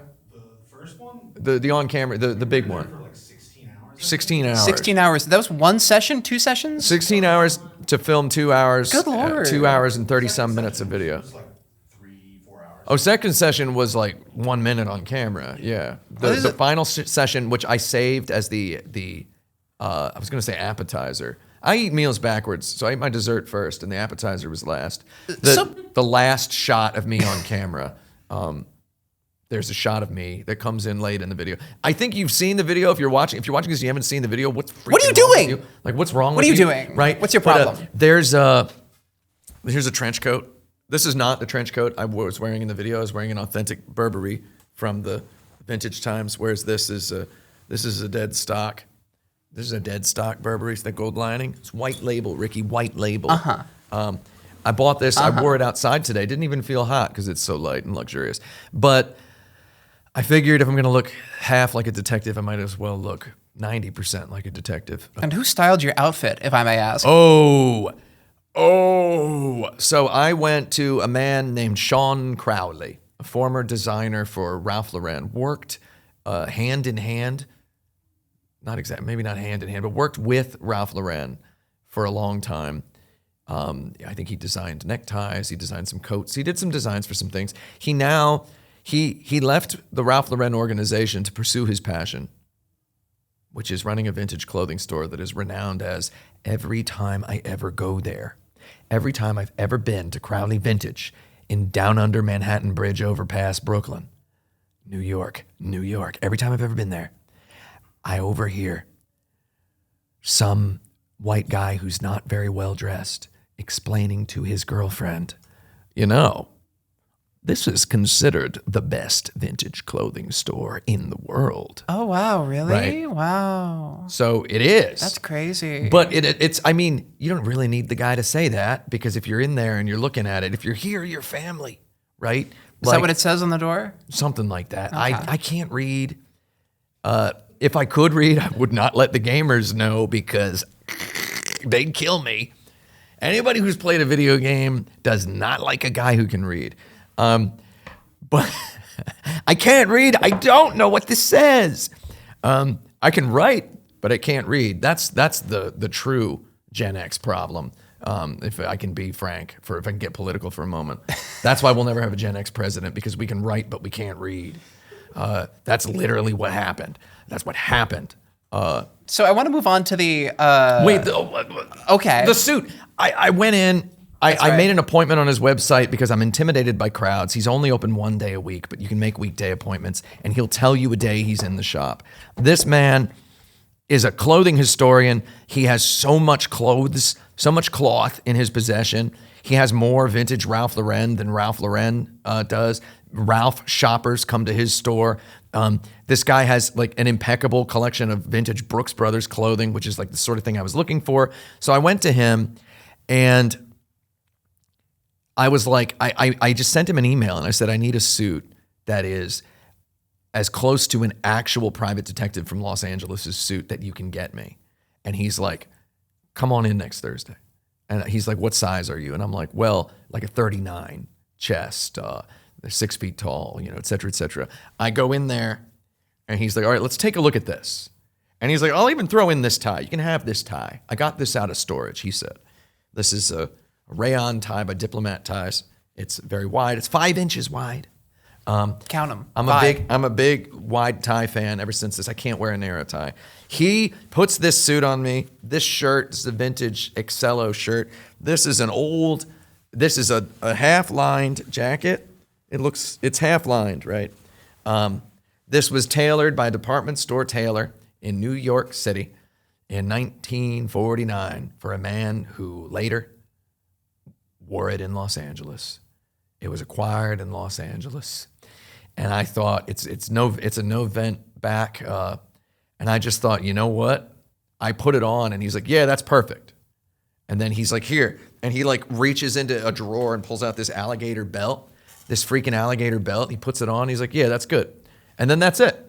And then Simple as. He's like, what kind of shoes are you going to In and wear? out. And then I was like, I was thinking of wearing, if I could find a pair of Color 8 cap toe Alden for Brooks Brothers, like 1950s Blukers.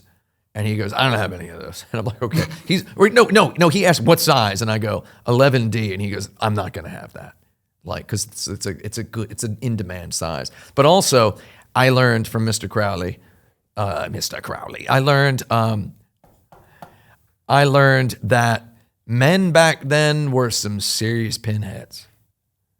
Because all the vintage, I wanted a Dobbs fedora. And every Dobbs he had was like a 6.5. I'm a 7 5/8.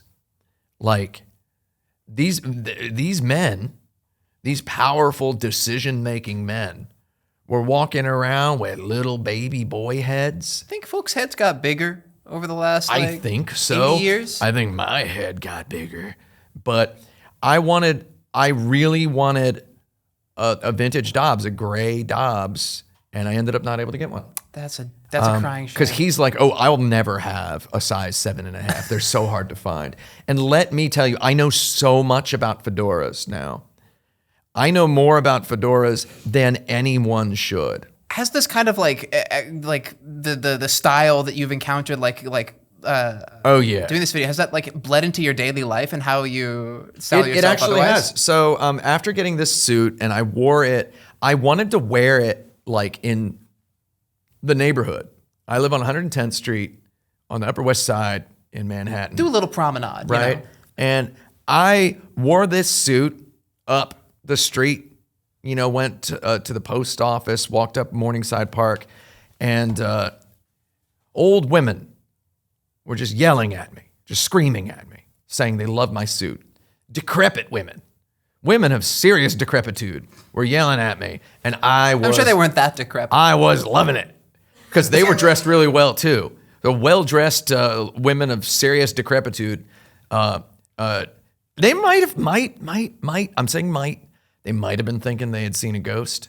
They might have been thinking I was a ghost to somebody they knew in the past, but I'll take whatever I can get at this freaking age, right? As far as compliments go. So I was wearing this suit around town. And I still wrote it off on my taxes, and my accountant let me. But I decided then and there that I'm a suit guy now. Because that's beautiful. I saw some videos of myself that I had filmed and edited myself, of myself. And I talked about this on my live stream last night, knowing I wanted to bring it up today. There is a segment of the Final Fantasy VII Remake video, which is the first video on my Action Button channel, where I'm wearing a Bill Elliott McDonald's Batman Forever tie-in NASCAR t-shirt. It's one of my grails, right? Because it's like the seriously like craziest looking, but also beautifully well composed illustration on a NASCAR shirt that I have. Bill Elliott McDonald's Batman is my #1 Google search result that I have Googled forever because I want more of this shirt. I want to hoard it. I want to own the monopoly on Bill Elliott McDonald's Batman. So I'm looking at the shirt. And while I was editing the video back in April of 2020, and I says to myself, I look so old. And it's because I'm a grown man, 41 years old, wearing a shirt I wore as a literal child. And it's not just that made me look old. I still have like incredulous amounts of respect for Bill Elliott McDonald's Batman. I have like $300, circa $300 respect for Bill Elliott McDonald's Batman. If you know where one is located, let me, We're waiting on your calls. We're waiting on your calls. So I was like, I don't want words. I'm never going to appear on camera with words on a shirt ever again. I wear words on a shirt in my neighborhood when I go to the grocery store in casual situations. I got words on my shirts all the time, but I'm never going to sit in front of a camera with words on a shirt, even beloved words on a beloved shirt, Bill Elliott, McDonald's Batman. Like, I'm not going to do it anymore. And I stuck to it. And that somehow spiraled into me. I decided while making the Cyberpunk video that I'm done wearing the black jacket and the black shirt, the William Gibson jacket and shirt, which I wore in every video except one, except two. Let's not count them, except three. Don't worry about how many of them. Every video, all of them except most of them. You happen to be wearing a black shirt in this photo. Oh! Yeah, I know this shirt. This is me. God, I look like such a schlub. Look at these like wrinklinesses on the side of my. I look like a disaster. I wonder who took that photo. There's a gun pointed at me. But yeah, I decided the battery ran out. Oh my. Let's all go to the lobby. Let's all go to the lobby. All right, so we've returned from our brief break here. There's a few more photos that I want to show you. What do we got? I just want to get your running commentary on these here. So here's one. Oh, this. So this is the desk, the detective's desk. You're also seeing this on camera while I hold it. I'll be superimposing it. Don't worry. But we had the chairs that were in this studio. So we found a studio on Peerspace that has like a Victorian library set, and we broke down most of it just so we could use the genuine brick wall. The genuine brick wall. Much like this genuine brick wall. This is a real brick wall as well. And we've got the chair on these risers. It's like a library chair.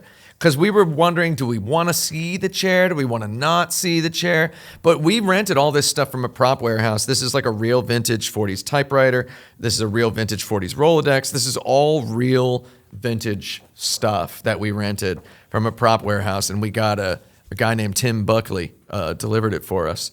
Him and his brother, they trucked it over for us, and we thank them sincerely and severely. How about this one? This one? Oh, so this is the way the teleprompter setup looked. So we're behind these sound blankets. The acoustics were terrible in this room.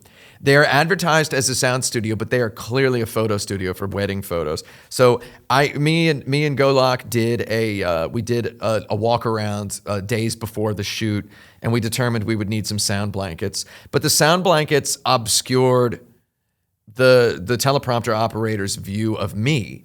So as he operated the teleprompter, he could only see the teleprompter, which was more important than seeing me. Ideally, he'd have been able to see both, but he was able to only view me. And I'm looking at the Discord here on my MacBook. My MacBook, which is sadly no longer with us. But it is sadly no longer with us, but that's my MacBook. And the teleprompter we had an Elgato prompter, which I don't like, but I do like that you can use it as an external display, but it won't fit over any of my Sony lenses because I don't mess with the little lenses. I got big ones. I usually use a 2470 G Master 2. That's like my favorite lens that I use most of the time. The prompter won't fit over that, but it's fine. We didn't want it to. We put it on a light stand because we're filming in Hollywood style, where I'm not talking to the camera like I'm doing a video review. I'm talking to an imaginary person who's sitting in my office with me. So the prompter positioning made sense. Right, you got to hit your mark. Yeah, but I had to hit my mark, as they say in the Speaking of hitting marks. What's the mark? Oh, this is me pouring a little champagne flute of water into a cup. You can see the hair. It's slicked back. That's actually called slicked back. That's not pushed back. I slicked it back, and I hated doing this. Can I just say, I hated having a 1940s haircut for like a year. I would try to mess it up on my streams so it didn't. Whenever I live streamed, I tried to mess it up so it didn't look like a 1940s haircut. but I just kind of looked like a microwaved child most of the time.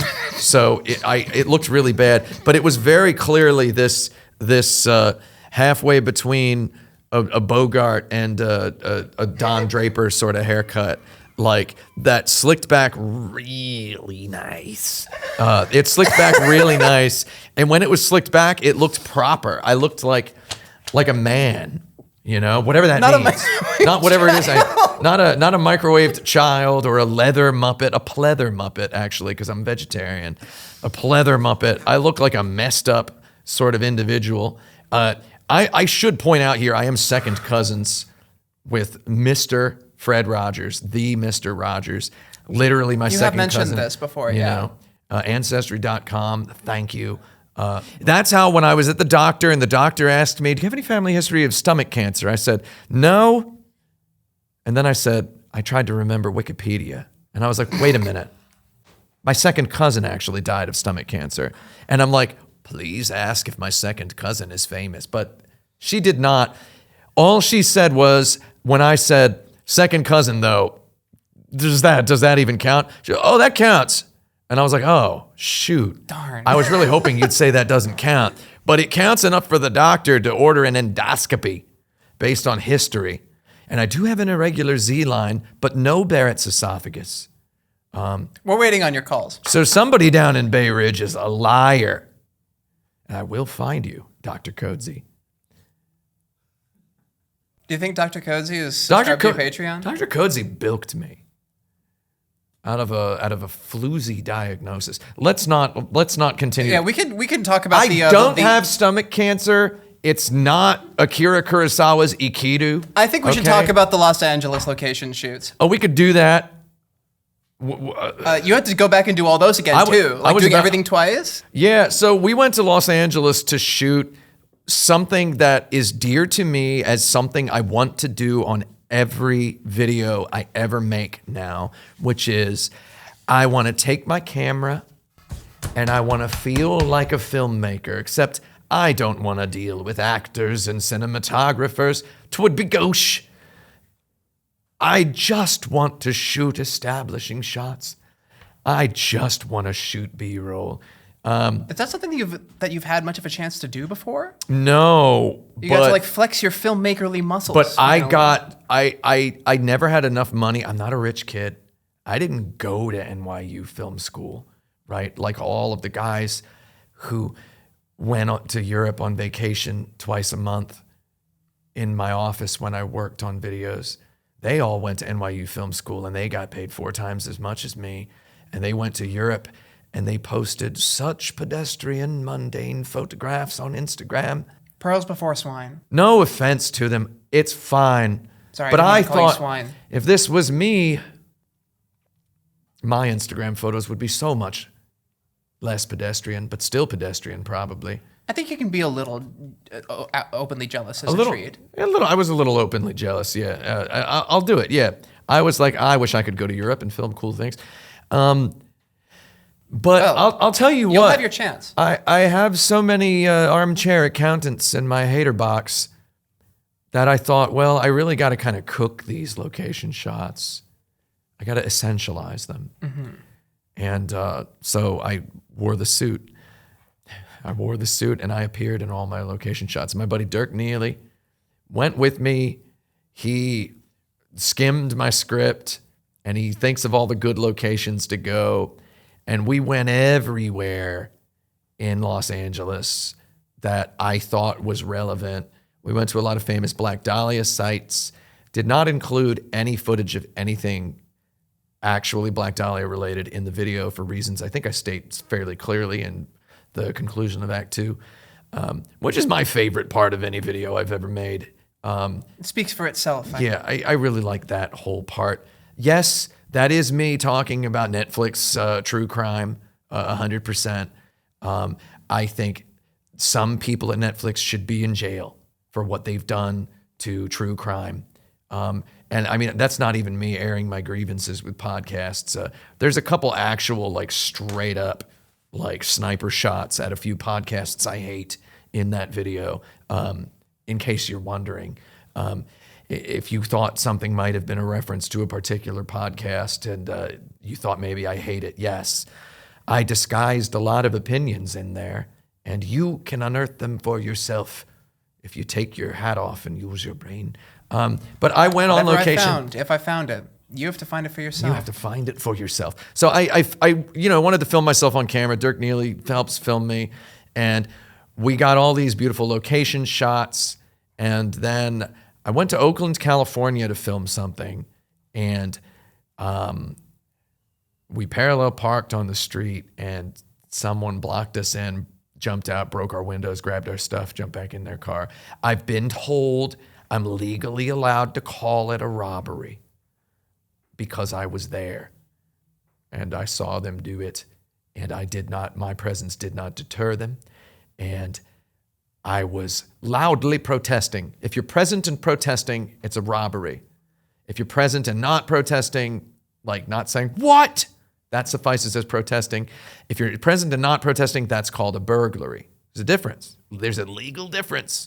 It's not as well mistaken as libel and slander, but burglary and robbery are distinguished thus. So in case you needed to know that.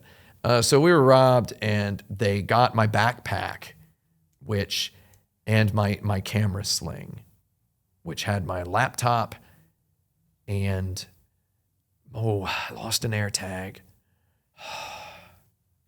Lost an AirTag. You're still mourning the loss of the AirTag. I lost an AirTag. Oh no, not the AirTag. That's my great joke. That I think that's a phenomenal joke, isn't it? It's pretty good, right? I think it's. I lost an AirTag. They stole my AirTag. It's a comment on what AirTags are. But anyway, Apple devices have tracking in them, and the tracking is really precise. Now, what I did was I started the car. By the way, it was a Cadillac SUV. I need you to know two things. Not all Cadillacs are Escalades. They make a low-tier SUV, and it sucks. It is one of the worst cars I've ever driven. Like, by my experience as a user experience and user interface design consultant for many years, it is horrible to drive. The HUD makes no sense. But also, number two thing you need to know about this Cadillac SUV is it's what they gave me. Okay? I wasn't born a billionaire's son. I don't walk up to the counter and go, "Give me your finest Cadillac, child." I don't do that. I need a compact SUV. And they gave me the only one they had, which was a Cadillac branded Disaster. Did you get the same car the second time you went back to LA? No. But the second time I went back, they stole the backpack and the camera sling. And the backpack had a pair of nice Toyo Enterprises shorts and a Nanamica tech belt, which I purchased a new Nanamica tech belt. It was $40. And I lost my yellow and gray Toyo Enterprises Duke Kahanamoku pineapple shirt, which was my favorite one. That's why it was in the bag. I was wearing the detective suit when this happened, which, yes, is very funny. I did something I was later told by police I absolutely should not have done, which is I started the car and I floored it. And I chased the guy. And my girlfriend is screaming in the passenger seat, and the guy jukes really hard and paint scrapes between two cars, like literally paint scrapes, blew his rear view mirror off, and drives over a median, pedestrians just jumping out of the way and screaming. And immediately the pedestrians screaming, I hit the brakes and I go, "No, don't do this." And I let the guy drive away. And I'm just sitting there watching him drive away up a highway. And he's going the wrong way up the goddamn road off Telegraph in Oakland. I'm like, well, I immediately open the Find My app. And then about 30 seconds later, we start driving. For a moment, the character of Cole Phelps overtook you. Yeah, I mean, I'm wearing this hat. I'm wearing this suit. This is very stupid. I'm not wearing these sunglasses. It was like you were possessed. I'm wearing my Randolph Aviator sunglasses. I was told to not chase the guy because they might have, but they all have guns, is what the cops told me. And there are numerous reports of people getting their laptops taken out of their hands at Starbucks in the Bay Area. And there was very recently a man got up and grabbed the laptop and then got shot in the chest and instantly killed. So I didn't know this, but it was very bad and it was semi-traumatizing, and I still don't have a new laptop, but I decided, I was at the Apple store yesterday and I asked the guy, do I qualify for financing? And he said, well, you need to get an Apple card. And I was like, oh, I have one. He said, oh, you can just qualify for financing. So for $400 a month, I will have a laptop starting next week. I'm gonna buy it. I'm gonna order it as soon as we. A long national nightmare is over. Our long national nightmare is over. I need a laptop to work on the road because I'm about to go on the road for a little bit. But I think we could pivot to something a little bit more lighthearted. I want to talk about there is something lighthearted, which is we're driving the car. We're following, you're following the Find My. I was looking for my AirPods because they had a Find My. And AirPods, you later learn all this when you research the way this stuff goes. It's an epidemic in the Bay Area now. There are huge amounts of theft happening. You sharpen up a spark plug and then you just tap it on the glass and the glass shatters. There's a cottage industry in this. There's a cottage industry. There are YouTube videos about guys who prank people who steal backpacks. And it has not deterred them. It is a crazy prolific thing to do. It's a whole ecosystem. We were just up there to hang out, first of all, which is a shame that I brought the laptop and everything. I should have left it all at Dirk's house. But I was like, maybe I'll film some stuff in Oakland because I mentioned Oakland a couple times. Maybe I'm just gonna wear the suit because I'm just used to it at that point.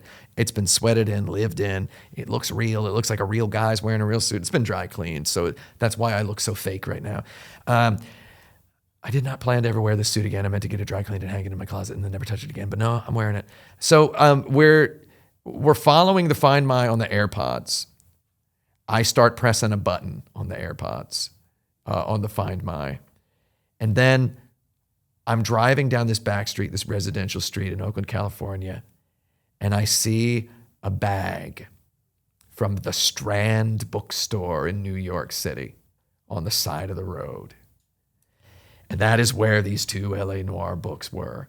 The guys opened the backpack, saw this bag of books, instantly perceived it as nonsense, and chucked it out the window, which is very funny to me. So I was able to get the books back. It's very, very funny that they perceived the books as some trash or possibly like an AirTag mule, an AirTag Trojan horse or whatever. And then the AirPods were a little further up the road. And I went up and I'm pressing the button on the AirPods and I'm just standing there. And then a window slides open like a cartoon and a man goes, "You hear about the AirPods?" And I said, "Yeah." And he goes, "Hang on a minute. Let me put some pants on." And he comes out. It's been like 10 minutes since the robbery. And he goes, "Here you go, man." And he's like, "I just found him. I was walking my dog." And I'm like, "Okay." And I'm like, "Hey, thanks a lot." And he's like, "Hey, don't mention it." And I'm like, "Oh, you mentioned it." And I'm now like, you've got to mention it. And then as he's like, "Don't mention it." And then he just goes, and just like looks at my shoes and looks back up and looks back. You're still pissed. Yeah, and I'm like, and I walk away with it. And then I get a text. Or no, okay, so then I sent a message, a Find My message, saying, "I will give you $10,000 for the laptop, no questions asked." The laptop was, not worth $10,000, but it had all the footage we'd just shot in Los Angeles on it. And we were very persnickety and meticulous about the footage we'd shot. And not even 1 second after that happened, apparently my Apple Watch, which had that on the screen, got thrown out the window of the car. The guy threw it, the person had the Apple Watch, which I wasn't wearing because I was wearing this watch, because I don't like wearing the Apple Watch. I wanted it to be stolen. I got a message from a DoorDash guy, which first of all, DoorDash is one of the 3 top donors to Andrew Cuomo's campaign.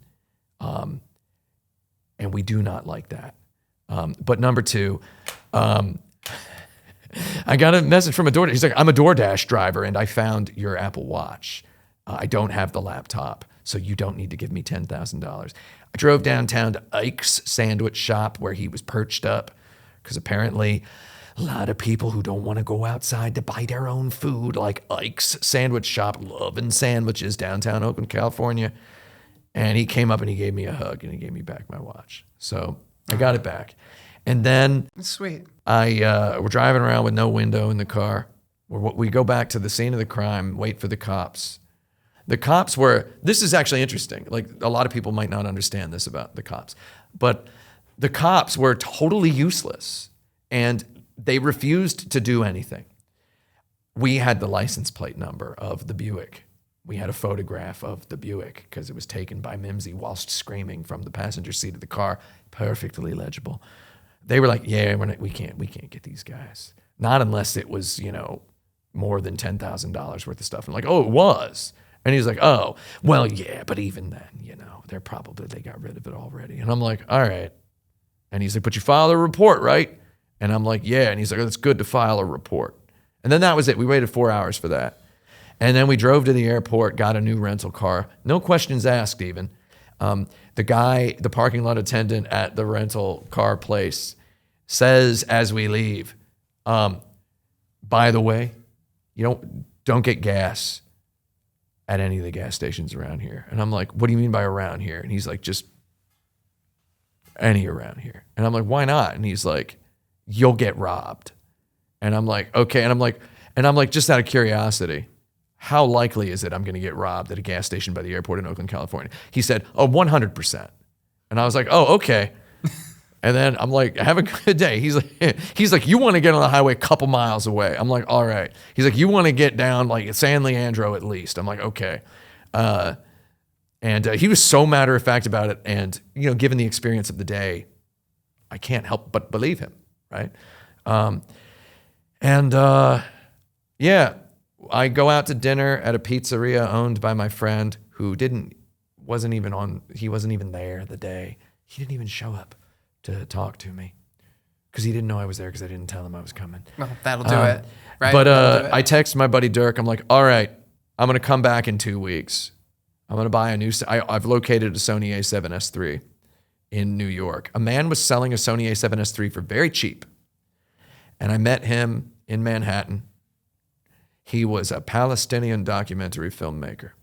And I said, he called me my friend. I'm sorry about your robbery, my friend. He keeps calling me my friend. And I like that. I like I like calling people my friend. I've somehow inherited this, perhaps because of living in New York City. I just call people my friend all the time. I'm used to everybody calling me that. So I'm calling him, he's calling me my friend. I'm calling him my friend. I ask him at the end, I'm like, why are you selling this so cheap? He's like, I got a bunch of other stuff too if you want to come by the studio. Why are you selling this so cheap? And I ask him, why are you selling this so cheap? And he goes, oh, because I'm dying. I'll be dead in about 6 months. And I'm like, oh, okay.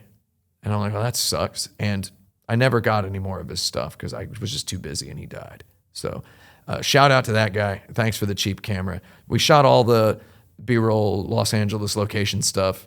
It was kind of nice-ish. That was the lighthearted part of the story. It was nice to be like, well, I got robbed, but this guy freaking died. Like straight up died. And he's from Palestine and he straight up died of a disease in America. I'm like, that, hey, you count your blessings and such. But we went back to Los Angeles and we refilmed all the footage. And I'll tell you what I did. First thing I did, went to Santa Monica Boulevard, went to Moscot and bought a pair of Moscot Lemtosh sunglasses, which Humphrey Bogart wears. They're tiny. See how tiny they are? They're tiny.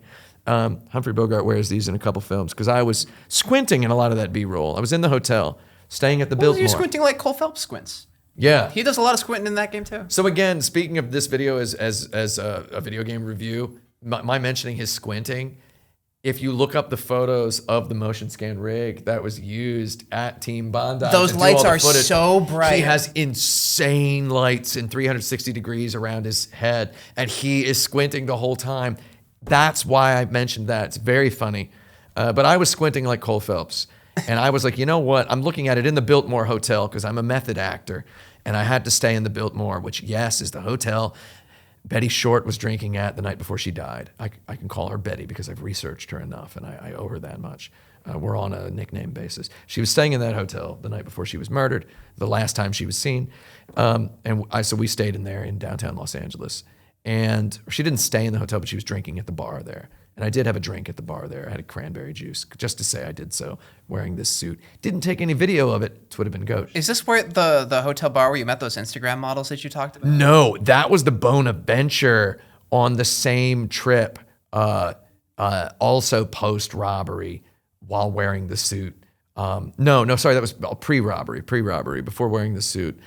I was sitting at the Westin Bonaventure hotel bar because we were parked near there, and I was waiting for Dirk to use the bathroom, and I was, sitting with the tripod and the camera gear, and these two women, they are Instagram models. I didn't know this at the time, but part of me should have. One of them looks over at me and goes, "You know what? Have you ever played this video game called LA Noire?" And I was like, "Oh, yeah." And she's like, "You look like one of the guys in that." Both of them have watched the video. So they both ended up watching it. We followed each other on Instagram. They got 500,000 followers each. They post nonstop footage of their posteriors, which are, quite frankly, impossibly large. It's a living. And they're at swimming pools all the time. You were at a swimming pool for one part of your I shoot. did. We rented a pier space in Downey, California. Yeah, tell me about that pier So space. we wanted to do that. So here's the thing about the second shoot. The second shoot went so well. The second shoot, we knew every shot. Mm-hmm. And we filmed it all, and every shot is better. The sunglasses look better. The smoking technique was better. The smoking technique looks legit because I'm smoking with this vape. We have this vape here. That's true. We have to talk about the vape. Yeah, so I got the vape. It's not in here, but I went through all these cartridges. The batteries they both broke. And they have a little flaming tip. You got to show the people how many cartridges are in this thing. I It's went obscene. through all 7 of these and 4 more. This is a ticket for, what is this for? This is for the Bank Tower in downtown LA at the time we were doing the shoot near the Bonaventure. We did a bunch of downtown LA stuff at the library and such. Bonaventure Hotel, wonderful. If you've seen the film Strange Days, if you've seen the film True Lies, there's scenes that take place there. Yeah, Bonaventure Hotel, these 2 Instagram models, we're sitting there, we're talking about, this was not the first time. We've somehow gone in a circle back to this story. Yeah, so it's not the first time, it's not the last time, but someone, for not the first time, not the last time, unsolicitedly, a woman, for some reason, women talk to me in public sometimes. I don't get it. I've never understood it. But for some reason, a woman unsolicitedly, this time a little more understandable because I was wearing the LA Noire suit, a woman unsolicitedly brings up the video game LA Noire. This is very weird. Like, it happened 4 times. I think you working on this as much as you have created like a localized reality distortion. I was getting my hair here. cut by my new barber, and this doesn't count. This isn't one of the 4 times. This new barber goes, "Oh, I mentioned that I make YouTube videos about video games." She goes, "I've never played any video games." And I'm like, "Oh, that's good." And then she goes, "Okay, wait. I've played 1 video game. You'll never but I guess don't which know video if it game." counts." And then I'm like, "Oh yeah, which one?" And she goes, "Well, it's this game called LA Noire." And I'm like, "Oh my God. Why?" This is a total of 6 women, including the 2 Instagram models. A total of 6 women, unsolicitedly, mentioned to me that the only video game they have ever played is LA Noire. And all of them said, it's so sad when the guy dies in the sewer at the end. And I'm like, you played the whole game? It's the only video game you've ever played and you played the whole thing? That's worth something. I would have made a segment about that if I were making a more conventional video, but instead I've talked about it right here. I don't know what else to make out of that, but I think that's interesting. Maybe I think it's a product speaks- of the localized reality distortion field that you created by working on this as hard as you have. Or it could just speak to the fact that maybe people want video games that are a little more Hollywood, a little more prestige TV, a little more unashamedly, unabashedly prestige TV. It's like very much trying to be prestige TV and presenting itself that way, but with much worse composition and cinematography. We'll get to the composition of the cutscenes when we Oh get yeah, to the yeah. editing here. Oh yeah, let's start speed running this. I fear we're running too long. But the reason why I brought up that other peer space was because you had a whole spiel to me about the Ames chair in that one. yeah. Oh yeah. With the reggae music and those guys. Yeah. Let's So hear that. we showed up at Tell this us about peer that. space, and the guys were recording a reggae album in they were recording a reggae album in the bedroom.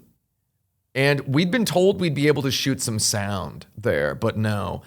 All I wanted was they had an Eames chair, and they had an Eames chair, and they had a pool, and it was a mid-century house, and it was perfectly maintained.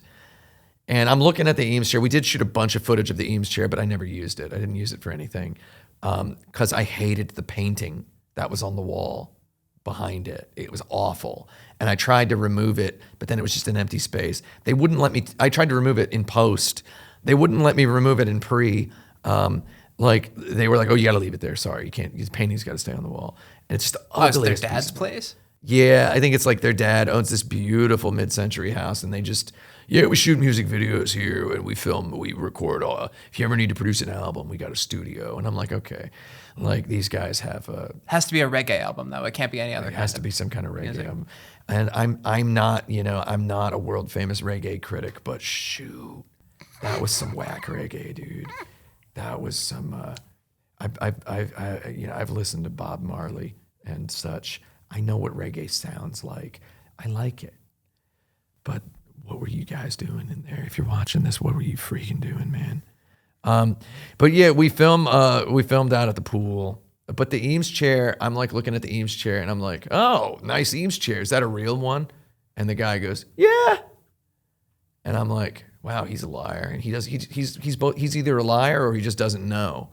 And past a certain point in a rich boy's life, you're always both, at the same time. So it's like, I'm like, actually, I don't know. I don't know if it's a real one. He's like, no, it's real.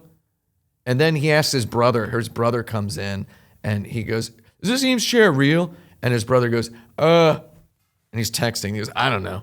And he walks out of the room. And then this guy just nonchalantly repeats to me, yeah, it's pretty sure it's a real one.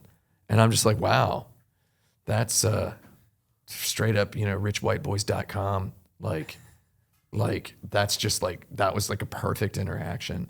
And it's precious to me now. That's stranger than fiction, right there. And I'm standing there, and I'm like, I should own this house. This should be my house. I know I can tell you everything about everything in this freaking house, you fools. But no, alas, despite the loquaciousness of my most aggressive haters, I'm not a millionaire, much less a millionaire who can own a beautiful mid-century house in Downey, California, which is very close to the original In-N-Out, which is preserved as a museum that we shot. Is the In-N-Out shot, is that the original In-N-Out? It's the original In-N-Out. Very good. Opened in 1947. And the guy who was on duty there, manning the counter, was like, oh yeah, we get a lot of people coming here. And we're Did that filming. In-N-Out have opened during the events of LA Noire? Opened in 1947, yeah. So it was open. In-N-Out's pioneering. There's a beautiful shot of the In-N-Out that I use at the very end of the video where I make the sign red, and I'm sitting smoking and drinking a root beer at the picnic table outside. It's like my favorite B-roll shot, and it's got some. There's a little anachronism in there that I didn't clean up because you can see some modern power lines or whatever. I tried to clean up as much as I could, but the guy was so delighted that I showed up wearing a suit. And I'm like, how often do people show up wearing like vintage 1940s suits to this In-N-Out? And he goes, maybe every day. And I'm like, oh, okay. He said, maybe every day. this teenage boy, but he knew everything about In-N-Out. He's like, so what In-N-Out did was they put the salad on the burger. They were the first place to put the salad on the burger. And that's why to this day, In-N-Out employees refer to the vegetables as the salad. And I'm like, very good. This is good. And while we are there, no hate whatsoever, not putting anybody on blast. While we were there, a Bentley, an Escalade, another Escalade, and a Lexus rented, tinted windows, dark, all showed up one at a time. And a different Korean woman and her boyfriend popped out, and he took a bunch of TikToks of her standing in front of the In-N-Out, and they jumped back in the car and drove off. And they were each there for not even 4 seconds. Just, she's like, oh, get me like this. And she just does some pose and he gets it. And then she's like, okay, let's go. And they get back in the car. They leave the engine running and just blaze out. And I'm like, what I'm doing is interesting. I'm having an interesting moment because we encountered that, something similar, not that potent, but we encountered something like that at most of our locations. A tourist. And these people, all 4 of them were Korean, okay? You know, just saying. There's a lot of Korean social media influencers, right? It's a big deal. So I just thought it was very interesting. And we encountered a lot of this at a lot of the landmark places we went, Angel's Flight and such. We had longer setups, a fancy tripod, a fancier camera. We had some bounce boards, right? We had fancier setups, which it's, you get people kind of narrowing their eyes at you and attempting to perhaps call security sometimes when it looks too much like you're doing a production, right? Nobody bats an eye at a TikToker or an influencer, but we encountered a lot of influencers just showing up, filming 2 seconds and popping off. And I'm like, I intended this whole trip spiritually as my own version of an influencer travelogue is like my high concept for it is a 1940s private detective TikTok is like the idea of all the poses. If you were to watch the B-roll uncut, you would hear me say, what's up, TikTok? At like right before I start smoking every time. Like the concept is I just have like 1940s TikTok was in my mind the whole time we're filming all of those. You should post that. You should make an unlisted I'm thinking playlist about it, like a super. I think it would. would be a fun, if I really feel like doing a lot of bonus content, just like skimming through all of the location B-roll and talking it up and whatnot. Speaking of skimming, I think we got to talk about the editing process for this. Oh my God, it was rough. I've already discussed how I did multiple laps. I want to hear some of your favorite Adobe Premiere bugs. Not really bugs so much as it just crashes. Like it would crash all the time. I was getting blue screens. I had to keep repasting my CPU because I had a bad Intel 13900K, and I just had to keep repasting it. And I kept pondering switching to AMD because I was on AMD. My motherboard melted because I got a bad Asus motherboard, and I switched to Intel because I needed to keep working, and I only had a few days to rebuild the PC. I had to repaste the CPU so many times because the paste kept drying up. And I know that sounds insane. You should repaste your CPU every couple years, but it was happening, man. And it just kept crashing, B-sodding, blue screen of deathing. I was getting, it was horrible.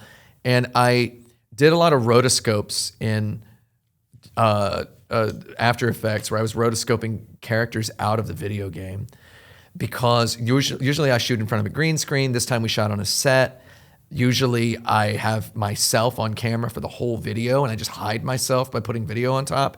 This time I don't have a myself to hide most of the time.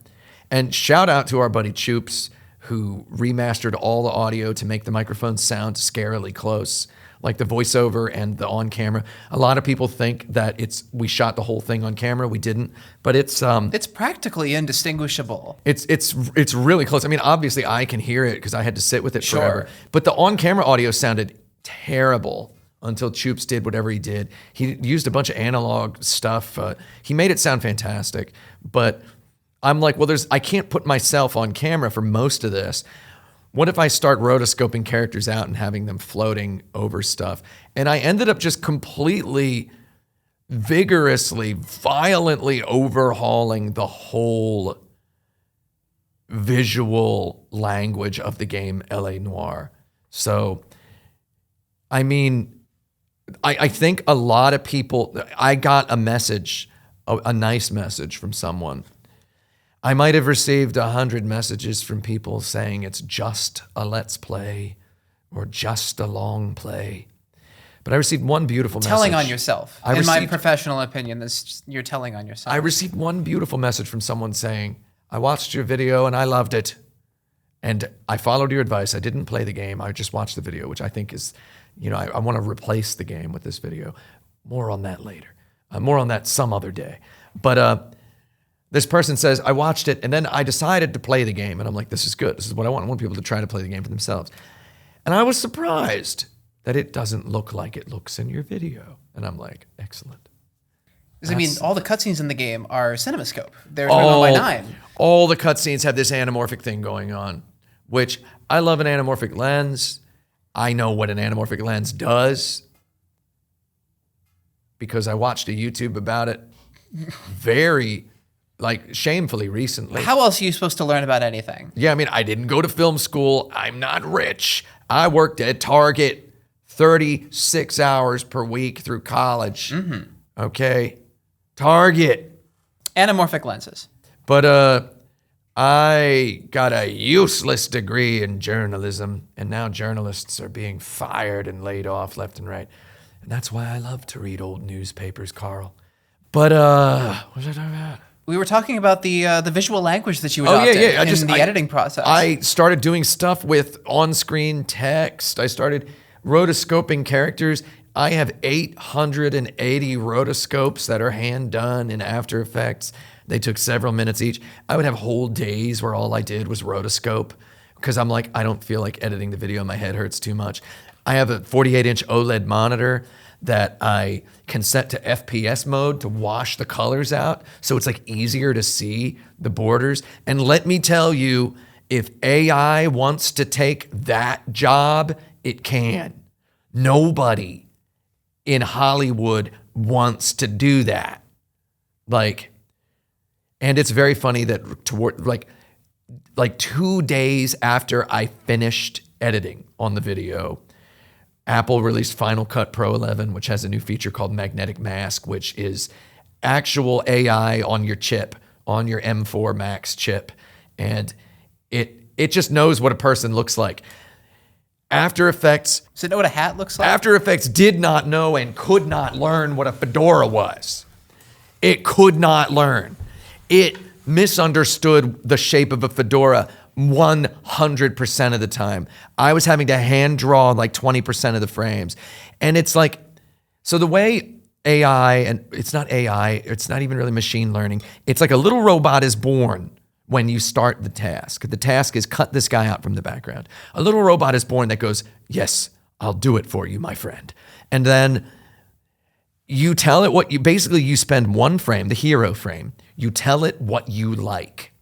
I like this. I like this. Once it has everything, you start telling it what you don't like. I don't like this. I don't like this. You subtract. You do add, you do subtract. You get a pretty perfect outline of Cole Phelps doing this, telling his wife, I'm sorry, right? And then you move it forward one frame and the robot churns for a second and it goes, okay, but you don't want this, right? And it just cuts off the whole side of his hat. And you're just like, no, I want the hat, little buddy. And then you go forward another frame and it goes, okay, let me see. All right, I did it for you. You don't want the sides of the hat, right? And I'm like, no, I want that. And I'm drawing it. And you got to just keep nice and doing pointy, it. just like you asked. And then eventually it gets the hat, eventually. And then that robot is born and it dies in the space of that task, which is called rotoscoping. And then when you export another clip for an After Effects composition, which I pre-rendered everything as MOV, by the way. I didn't work with Adobe Bridge. I didn't do any linked compositions. That stuff's garbage. I'm done with Adobe. No more Adobe now. Blackmagic DaVinci Resolve. We exported the video in Blackmagic DaVinci Resolve. It's done. The final day, I could not export it in Premiere. It was exporting the audio at a different frame rate than the video at 60.001, Yes, 60.007. I did have this in my notes. It was a variable frame rate for the audio, and it made no sense. I exported it in Resolve. I told it to play everything in 100%, and it just worked. Apple.com, it just works. Steve Jobs, whatever. Steve Jobs' ghost giving me a couple thumbs ups. I mean, you needed to use Apple Silicon for some of the rotoscope renders anyway, right? I did, because yes. they would just crash. When I still your had the machine. laptop, proof that I edited the full video before shooting any of the on-camera stuff. When I still had the laptop, there was one scene in The Naked City. The Naked City is another must-watch noir film. Jules Dassin, a phenomenal film that every time I make someone watch it, they just go, when they see it. Like, because you've watched Naked City, right? No? Nobody's seen Naked City? Nobody here's seen Naked City? Nobody? It's shot on location in New York. Like, it's shot in public, and it's in the 40s. You can see real New York, real New Yorkers, and the whole movie's shot that way. It has some breathtakingly, phenomenally beautiful scenes that are just shot on the street in New York. You got Brooklyn Bridge in there. You got the subway in there. It's gorgeous. It's phenomenal. People freak out when they see this thing for the first time.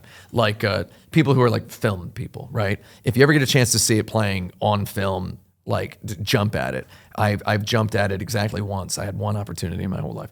But anyway, very immersive film. But yeah, in The Naked City, there's a part where I show a notebook that has like 20 rotoscopes in it, and Premiere could not render the preview files, the ProRes 422.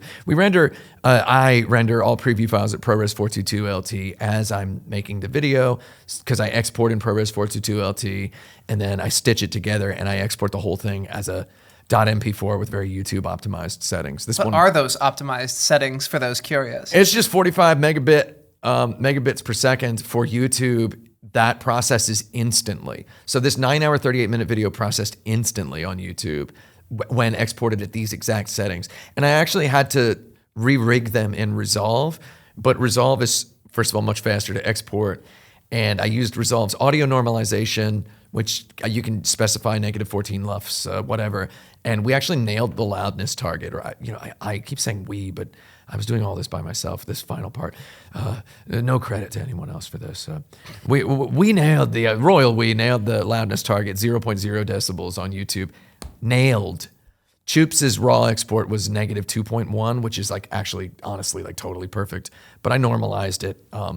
If Choops is watching and you're upset that I normalized it with an export level tool, I'm sorry. But I normalized it because I thought it sounded a little bit louder, a little bit crispier. It sounded nicer in my TV speakers. But yeah, it would not render. This previews would not render. So I had to actually just bring it out on my MacBook, where I was able to pre-render and export it in 1 second. Apple Silicon rendered the whole thing. This really like one intense sequence. Yeah, it was like 11 seconds of like 24 layer of rotoscope. And it's like, the reason I render previews is so that I don't have to deal with issues in playback while I'm editing the video. Issues like I want to be able to scrub and see what I'm working on. Every time I go to the bathroom, I have a shortcut on my tour box that just renders all my previews, like turns any red into green, turns any yellow into green, right? So I can have my timeline rendered, which means I was able to delete a whopping 16 terabytes of preview files when the video was finished. So it's 16 terabytes of files on the server, but that's why you buy a server, so that you can do that. 10 gigabit. They say 10 gigabit doesn't matter. They say you can do it with 1 or 2.5 gigabit. They're wrong. 10 gigabit, I can feel the difference. And I'm just some goddarn redneck, okay? If I can feel the difference, you can, all right? 10 gigabit Ethernet. Apple Silicon. Show me all the blueprints. So we've kind of covered the entire process of making this video, more or less. I couldn't help seeing the words chapters 13 and 14 in there. You mentioned chapters 13 and 14 on the first page. Can I talk about this? You insisted, in fact, that we talk about them. Yes. Were you about to talk about them? I thought we were moving past. Oh, no, please. Okay. I wrote all the DLC cases first because I hate them. And I wanted them to feel different and wrong. And then I edited all the DLC cases first, and I recorded the voiceover for the DLC cases first. And I didn't just do the DLC cases, I did them out of order, right? So I did Reefer Madness and the setup. The setup is not a DLC case, but I did Reefer Madness. I wanted to do a DLC case and then a main story case, and I wanted to practice the tonal gradient between them. And I intended to exclude all the DLC cases and make them Patreon exclusive. And I even have an export that has them cut out that says, visit your nearest Patreon retailer for this back issue or whatever. And I ended up not doing it because who cares, right? The DLC cases are the worst parts of the video, but it was chapters 13 and 14, Reefer Madness and the setup, that I watched the most. I did all the sound design based on those two. I wrote the script. The whole tone of the script is based on like what I did on those two. I refined those two over and over again over the course of months, like while drafting up and outlining the rest of the script. And there's stuff in the script. There's themes, there's longer term themes, and there's medium term themes, and there's little things that I tried to get intersecting in those two as much as I could. I mean, this is kind of highfalutin talk it's just trash, and I know We're several hours in. You can falute as high as you want. Yeah, it's just a highfalutin way of saying that it's trash, and I know it's trash, but I made sure that I used this part I knew was devoiced to, I almost did the whole video in a voice where I pronounced stuff that way. By the way, you're freaking welcome, okay? I almost did the whole video that way. This guy was devoiced. I almost did the whole video that way. You're freaking welcome, okay? I almost did the whole thing in a radio announcer. Yeah, see. So then Cole Phelps shot 14 men. Oh, it was grisly. I almost did the whole thing like that. Did you listen to any like radio dramas when you were researching this? Yes, and I don't recommend any of them. All right, moving on. I found the one way, the easiest way possible to watch the TV series Staccato, starring our good friend Mr. Cassavetes. And that was a big influence on some stuff, but not as much an influence on all the stuff. There's a thing to be said about noir, which I didn't say earlier, but there's noir, there's neo-noir, and then people say L.A. Noire is neo-noir, but it's not. L.A. Noire is Elroy Noir. Elroy Noir is L.A. Confidential, the Black Dahlia style noir. Secret third thing. It's a secret third noir. Elroy does not write neo-noir. He writes true crime tinged, literary, postmodern cop noir. That's Elroy Noir. That is not neo-noir. Neo-noir is noir that's in color and that actually depicts a couple of the actual issues that were persistent in the day instead of skirting around them and kind of eliding them and airbrushing them and vaselining the lens on them. Like a lot of the 40s noir films do not touch on actual social issues. They don't. And the neo-noir films kind of do, but they still are made by people who love noir movies. Mm-hmm. Whereas Elroy Noir, that man is nuts. He's brain crazy because his mother was murdered and he became obsessed with murder, the Black Dahlia in particular, and he wrote really true crimey noir. And that's what L.A. Noire is, and it's kind of a big boy pants. My mom made me a Halloween costume version of that noir. No offense to it. I love it. Brandon McNamara, if you're watching, I love it. But, it's kind of a big boy pants. Mom made me a Halloween costume style. Not like me wearing a real suit. Anyway. Is there anything else about the production that you want to talk about? About like the actual like mechanics of getting all that stuff There's made? one very important thing to say about the production. Let's hit it. Let's hear it. I don't know. There's nowhere else to say this, but I throwed up. I threw up. I throwed up. I threw up. I throwed up. Like I did though. I did. I did. It was 120 degrees in Los Angeles, the hottest week on the historical record. Good Lord. When we went back and refilmed all the B-roll location shots. The hottest week on the historical record in Los Angeles. And I'm sure I've got more tidbits like that, but you know what? Let's just save them for the odd moment during a live stream from here to eternity. Which is not a noir movie, but it is a good 40s movie. Ernest Borgnine wearing a Duke Kahanamoku shirt. The pineapples, baby. Borgnine. So you described part of your motivation for making this whole thing as like a sort of Orson Welles touch of evil motivation. Yes. Where he wanted to direct the worst screenplay. He said, "Give me the worst screenplay you got." He's like, I want your greatest trash. Yes, So yes. speak on that. Let's hear about that. Yes. So I don't think LA Noire is trash. I really, really love it. I have honestly tremendous respect for the people at Rockstar who don't get fairly compensated for overtime and such. I have tremendous respect for everything they do. They create beautiful products. Crunch works, baby. That's the dark heart of this story. Crunch works. They make beautiful products. I learned a lot about the production of LA Noire while making this, and I wanted to make something that kind of had a little bit of its production DNA in there. I didn't mean to get to fly so close to the sun by having to do everything twice. Right, but you never do you? There's a lot of LA Noire that was if you watch the original release trailer for the game, the original trailer for the game is super dark, and Cole Phelps is like a gravelly voiced detective. Well, Cole, looks like we found our man. Is this back when the game looks was like supposed we to be on found him? Like supposed to be on the PS2 or whatever? I believe the trailer was for PS3, but Okay. it did get started as a PS2 game. They made this game called The Getaway. Yeah, let's talk about The Getaway. They made this game. We don't need to talk about The Getaway. The Getaway is pretty cool. If you got a PS2, you want to play The Getaway, play The Getaway. If you look back at the original trailer of LA Noire, they were really kind of making a more. It seemed like they had something in mind, but it turns out they didn't. I think a large part of the story of LA Noire was written at. I think a large part of the story of LA Noire was written at figurative gunpoint because they just had to write something. And I worked on a AAA game at around that time.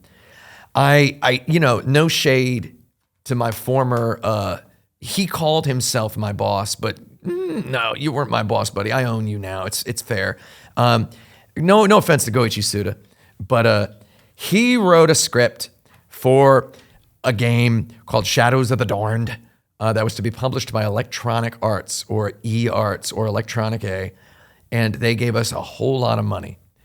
And I got to kind of sit in on this old Hollywood style. Where's the pages? Sort of thing. Right. We need the pages. What's the story? We know we got the Resident Evil guy is signing his name on the box, but where's the story? He had freaking nothing. For 4 years, he had freaking nothing, not a freaking page. And when he wrote the script, which I still have and I will not sell you, I'm not going to sell you out, buddy. When he wrote the script, he sent it to me, and I felt very honored to be asked to be the first person to read it. He asked me, number one, is it good? He asked me 2 questions. Number 1, is it good? Number 2, can you translate this whole thing by tomorrow? And I said, give me 30 seconds on the first one, and yes. And then I followed up with no. And he said, okay, I appreciate your honesty. It was one of the worst things I've ever read in my life. It made no sense whatsoever. But I translated it, and it all got changed eventually. And I translated more of it. I was not the translator there. I was a freaking game designer, okay? I have technical skills. I pray to God none of y'all's ever gonna see. I got technical skills. I ended up translating more of the script. I left my job there, and they hired a man named James Gunn to rewrite my script. And now he's directing goddarn Superman, debuting in IMAX in a couple of weeks. And I'm sitting here talking about my 9-hour, 38-minute YouTube video. If my email inbox is any indication, virtually nobody liked. What was I talking about? We were talking about the Orson Welles touch of evil motivation. Okay, I believe that the LA Noire script was not exactly the same situation. but it was close, where they had stuff. You can make a lot of video game without a story. You can do this. You can make a ton of a massive best-selling AAA video game with zero plot. Like, the plot is very important to Red Dead Redemption 2. The plot is very important to Grand Theft Auto 6. It's even very important to Grand Theft Auto 5, some might say. Not the average 12-year-old, of course, who, is playing Roblox. But the plot is very important. But you don't really need it for most of the work, right? So I feel like LA Noire was like that. It was all about the mechanics. It was all about, even if, Joe's six-pack, which in Australia, it's a six-pack of Foster's, so that's a big six-pack. Even if Joe's six-pack, the 3D artist, does not know exactly who lives and dies at the end, even if he doesn't know who Jack Kelso is, he's got a list of 300 1940s house knickknacks, tchotchkes, and Hummels that he's got to make nice-looking 3D models of to their tech specs, right? So it's like there's tons of work you can do. The animators can animate a main character just fine with no script. They can do most of the work without the script. The script is very necessary past a certain point. So I have two beliefs about LA Noire. Number one, they got anamorphic cutscenes, and whoever positioned the camera for 96% of those had never like actually watched a movie. Oh my God. It like the staging, the framing, the blocking is incredulously, atrociously bad. I had to fix every composition in the game by punching in 16:9 and occasionally panning. Every single shot of every cutscene is a goddarn angel hair skinny strip of letterbox that has characters positioned a goddarn football field away from one another on opposite sides of the screen. And it's like, you can't shoot a dialogue that way. At the very least, put them in the middle, Like if you're actually homaging a noir film, you'd have it all 4:3, right? But that's fine. They have a black and white mode, but it's not a black and white. This game is way more Chinatown than it is anything black and white. Don't play LA Noire in black and white. Don't do it. Don't do it. It's not LA Blanc et Noir. It's LA Noire. Okay. So it's what I came away with was that the compositions for all the camera angles were chosen with incredible speed, often probably by game designers. And I have worked as a game designer, but also I'm a 46-year-old man with coming up on 3 decades of densely packed experience in multiple disciplines. So I also have seen plenty of films, But I feel like a lot of these camera angles are bad, and that just makes me think the writing was done quickly and the cutscenes were staged quickly. Maybe you want to pray about it. It's what Delroy Lindo says in the film Heist. There was this guy once, this trooper. Uh-huh. He kept a Bible close to his heart. Right? I swear to God, hand to God, that Bible stopped a bullet. And had he had another Bible in front of his face, that man would still be with us today. Yeah, it's This is my moleskin. It's empty. That's my right. The empty moleskin. God, Delroy Lindo, dude. That's maybe like top 3 dudes of all time. Delroy Lindo, like this. Anyway, what are we talking about? We were talking about you. I don't know, man. We were talking about Heat, the movie Heat. Heat, baby. We were talking about like the weird aspects of the game's presentation and the ways that you made very deliberate choices of what to like burnish out and what to include and canonize. So it's like burnishing out the stuff that I found presentationally ugly while keeping the stuff that was canon because the player chose to do it. Right. And I wanted to soliloquize and justify it with Cole Phelps and then also burn in a couple of there's a part early in the video where I'm like, maybe 7 out of 10 new recruits would turn in their badge and gun on training day if they knew. I was referencing like the reviews at the time the game came out very clearly. People were disappointed that there wasn't enough action, and I'm trying to. There's so much action. There is, but it's not really very good. No, But, it's not. The game ends with basically like the world's worst Quake level, which I find like so funny in the sewers, and it's like that monologue. That ends with to be like asking a blind orangutan to become a dentist, and these men were not dentists. They were reverse dentists, ruining full sets of teeth, one bullet and one kisser at a time through the back of the patient's head if they had to. That was like that was my favorite part.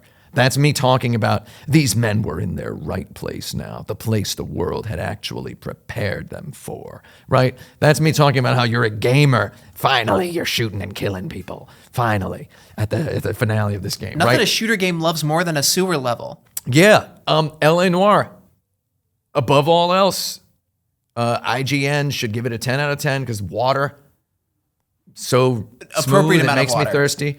And number two, they exercise tremendous restraint by having the sewer be the very, very end of the game instead of the very beginning. That's tremendous restraint. That qualifies for progress. That qualifies for freaking progress. A video game developer putting the sewer level at the end. It's finally some good freaking food.gif, you know?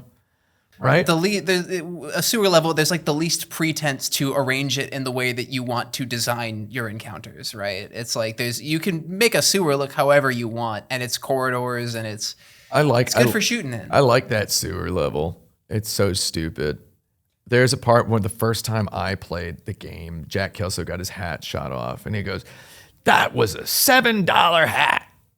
And I was like, oh my God, I love knowing this. I love that that's a bark, he says when his hat gets shot off. Jack Kelso, can I just say, that guy was supposed to be the Humphrey Bogart character, but the actor didn't know that. Maybe he didn't want to do that. He was supposed to be the cool, smooth guy, but instead he's just yelling every line, and it's just so jarring. And that's why I included that little bit at the end. That was my final note that I got to work this into my final monologue. I've got to work in the fact that this guy really just didn't realize he should be talking like Humphrey Bogart. I worked it in. I made H-Bomber guy deliver it for me, which was fun. There was one other part of the game's presentation that you chose to burnish out that I felt was worth mentioning, and it was the animation issue with the characters' faces every time there was a camera cut. Oh, yeah. You were talking about this, and you had to do it every single time. You were in my house, and I showed you a quick cut, didn't I? Or I just showed Golok. Golok was in my house. I just showed Golok. So I played the game with this 4K, this 60 FPS patch, right? And there's like an off frame. You know, any drummers or dancers are familiar with a downbeat. There's a downbeat.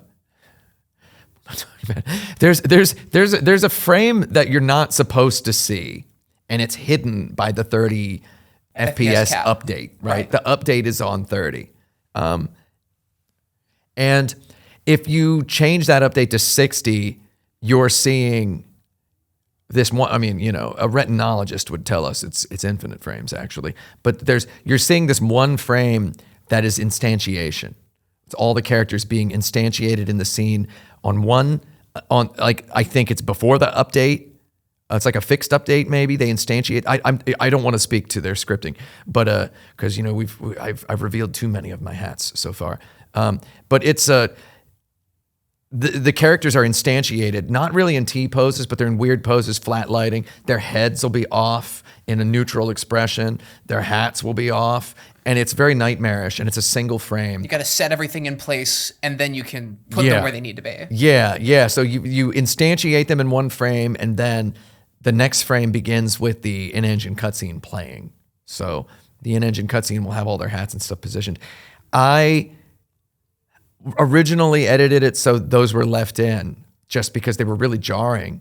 And then eventually I thought, well, the viewer's going to think this is a mistake I made, right? It is technically unintended behavior because you are modding the game. Yeah, it reads as widow frames, right? So it reads as, in any video editors in the chat know a widow. It reads as a widow frame, and it just looks it can just get weird. So I ended up cutting all of them off. I was able to do it in less than 4 seconds every time I saw one, which is just cursor forward, C to cut, hold Alt, drag the clip up, right click, add frame hold, drag back 1 frame, C to cut, click, delete. That's the sequence to compensate for the widow frame He's still got the muscle memory by having a freeze frame right there. So I had to do this. I had to do this thousands of times. So literally thousands. Yeah, literally thousands. I broke my mouse. My mouse is. How many Logitech MX Masters have you gone? I went through 2.5 Logitech MX verticals. So I busted 2, and then I have a new one, but the new one's kind of dead now too. I gotta get a new one of those. That's kind of insane. Yeah, it's like $60, but it's like the flat mouse just hurts my wrist. I mean, I edit pretty hard. I mean, those things are rated for what, millions of clicks? Millions of clicks, yeah, but I'm racking up tens of thousands pretty fast. But I mean, they still work, but they get to a point where I'm getting false positives. Right, and that's you just can't work with that. Yeah, or it's like sometimes I have to press Right. a little too hard, and it's like a little extra muscle, here. Yeah, it doesn't even pop satisfyingly right now. That's actually satisfying. pretty good. But the index finger We can burnish them out. My index finger's messed up. It's messed up. I can't play slap bass no more. But I don't play slap bass. I mean, so we've spent a lot of time talking about the production of this Yeah. thing and a lot about your motivations of doing it. Yeah. I think it might be time here as we're getting closer to the end of our time here. Yeah. Talk a little bit more about the philosophy behind it. Yes. And I'm going to do a little bit of my own fan theorying here. Oh, well, let me hear it. but This is what I like. I mean, maybe it's just like reading the themes of your own script out loud back to you. But I think the idea of adaptation is Yes. something that hangs over this video. I mean, Cole's story is adapted by Herschel.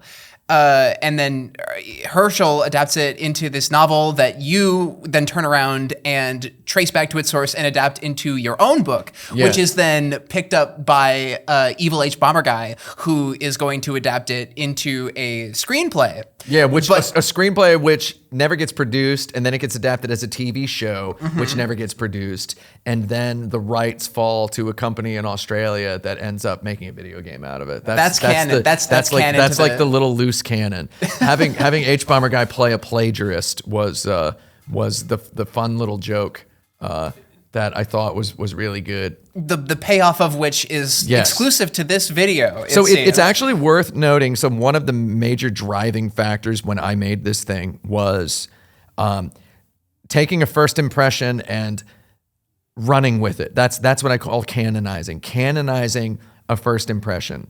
Like, I see something in the game, canonize it, right? The player does something stupid, canonize it. Very first thing that happens in the game is Herschel Biggs is in first person narrating to Cole. He never does it after the tutorial. But I'm like canonizing, well, this is based on a book that he wrote. He's narrating the whole thing. So it's like I had to stick with that. I think that's pretty obvious. But then, as you get, kind of just loom your way through the game, you end up with having to spin all these plates of what you canonized and what you ran with and what you went with. And the thing got very unwieldy. And adaptation was the big thing. Because I heard they were making a movie out of Grand Theft Auto. And I thought, you hear they're making a movie out of a video game, and it's like, that's so unnecessary. That's stupid. And I did, honestly, the video was done enough that I was going to release it a little earlier. And then I was like, no, I'm going to release it the day that The Last of Us Season 2 premieres, which is what I ended up doing, right? So that happened to be Easter Sunday. Happened to be 420.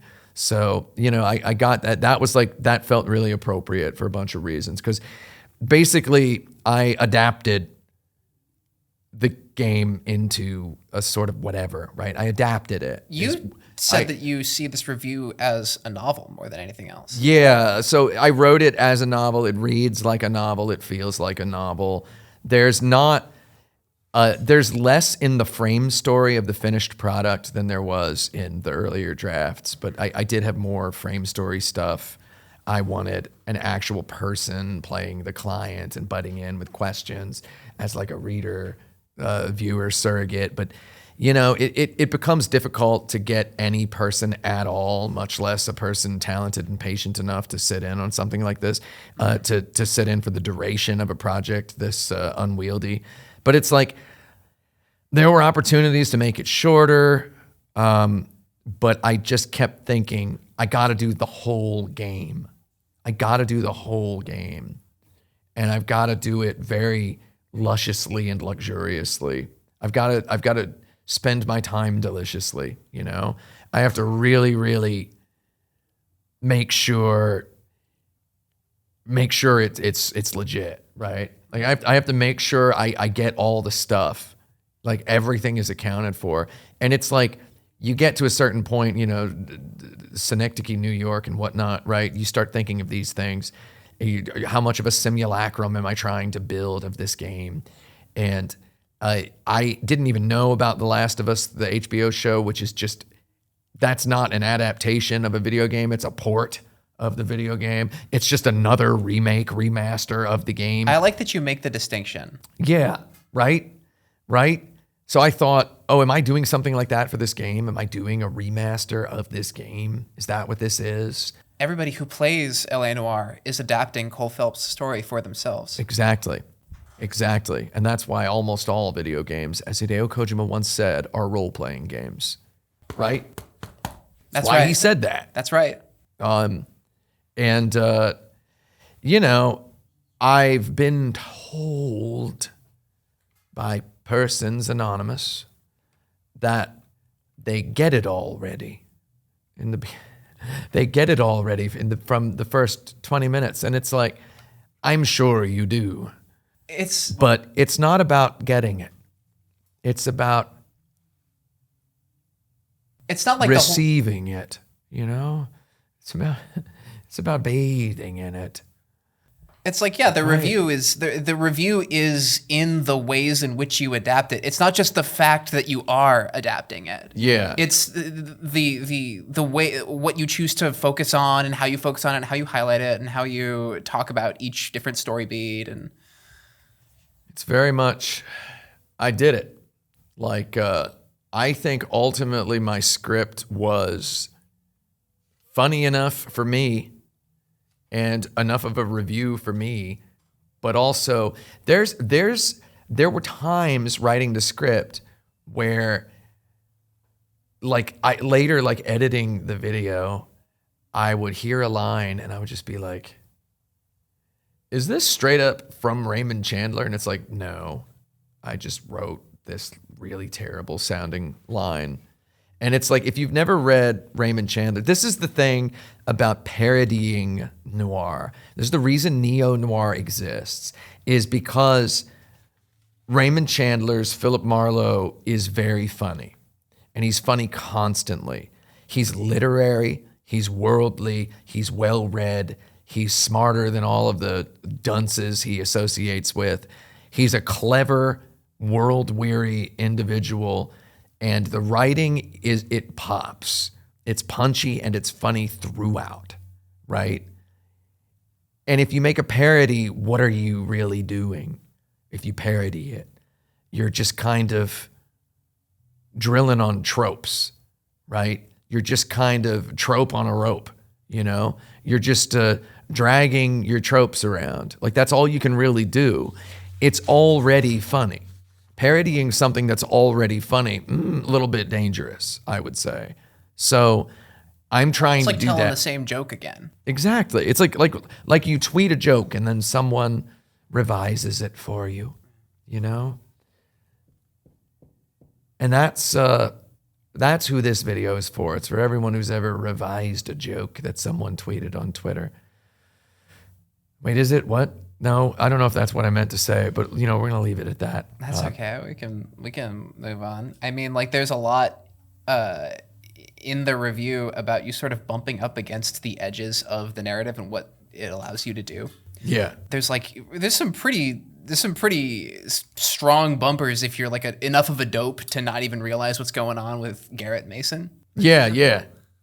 I love it. I don't know. Well, I haven't played the game for myself because I'm not supposed Yeah, to, right? I wanted you not to before you watched the video. Yeah. Goop was one of the test viewers in the focus test before the video entered its final audio mixing. I don't know who Goop is. I'm Becky. Oh, Becky? I thought you were Becky Goop. I like to just say Goop. Becky was one of the final, one of the small group of people who was proffered access to the video to view it for test purposes so that I could make sure I wasn't insane about the sound mix. It's the second most expensive production that I've been quality assurance for behind Call of Duty Infinite Warfare. Oh, really? Yeah. God, what did you do for Call of Duty Infinite Warfare? I QA tested for that game for like 4 weeks. God, and then I put in my 2 weeks notice. That's because I thought I was going back to. It's a whole story. We don't have to get into it. that is skull crushing work to do QA, especially on a game that massive. Infinite Warfare kind of sucks too. Of all the Call of Duties, the modern ones, did you play it? I mean, outside of like testing it, like did you actually like play the? I've worked in AAA video games. I know that sometimes QA people you're just playing one mode, one map, like over and over again for a year, right? Like my last day there, I made a point of playing through all the story missions and not like offering any feedback and just like. Oh, that's good. I personally, but that's neither here nor there. I'm gonna tell you what. I've never played No More Heroes. I never played the final game. I never. Will you ever play it? It will be brought to me and placed at my feet. I asked for a free copy and they said no. I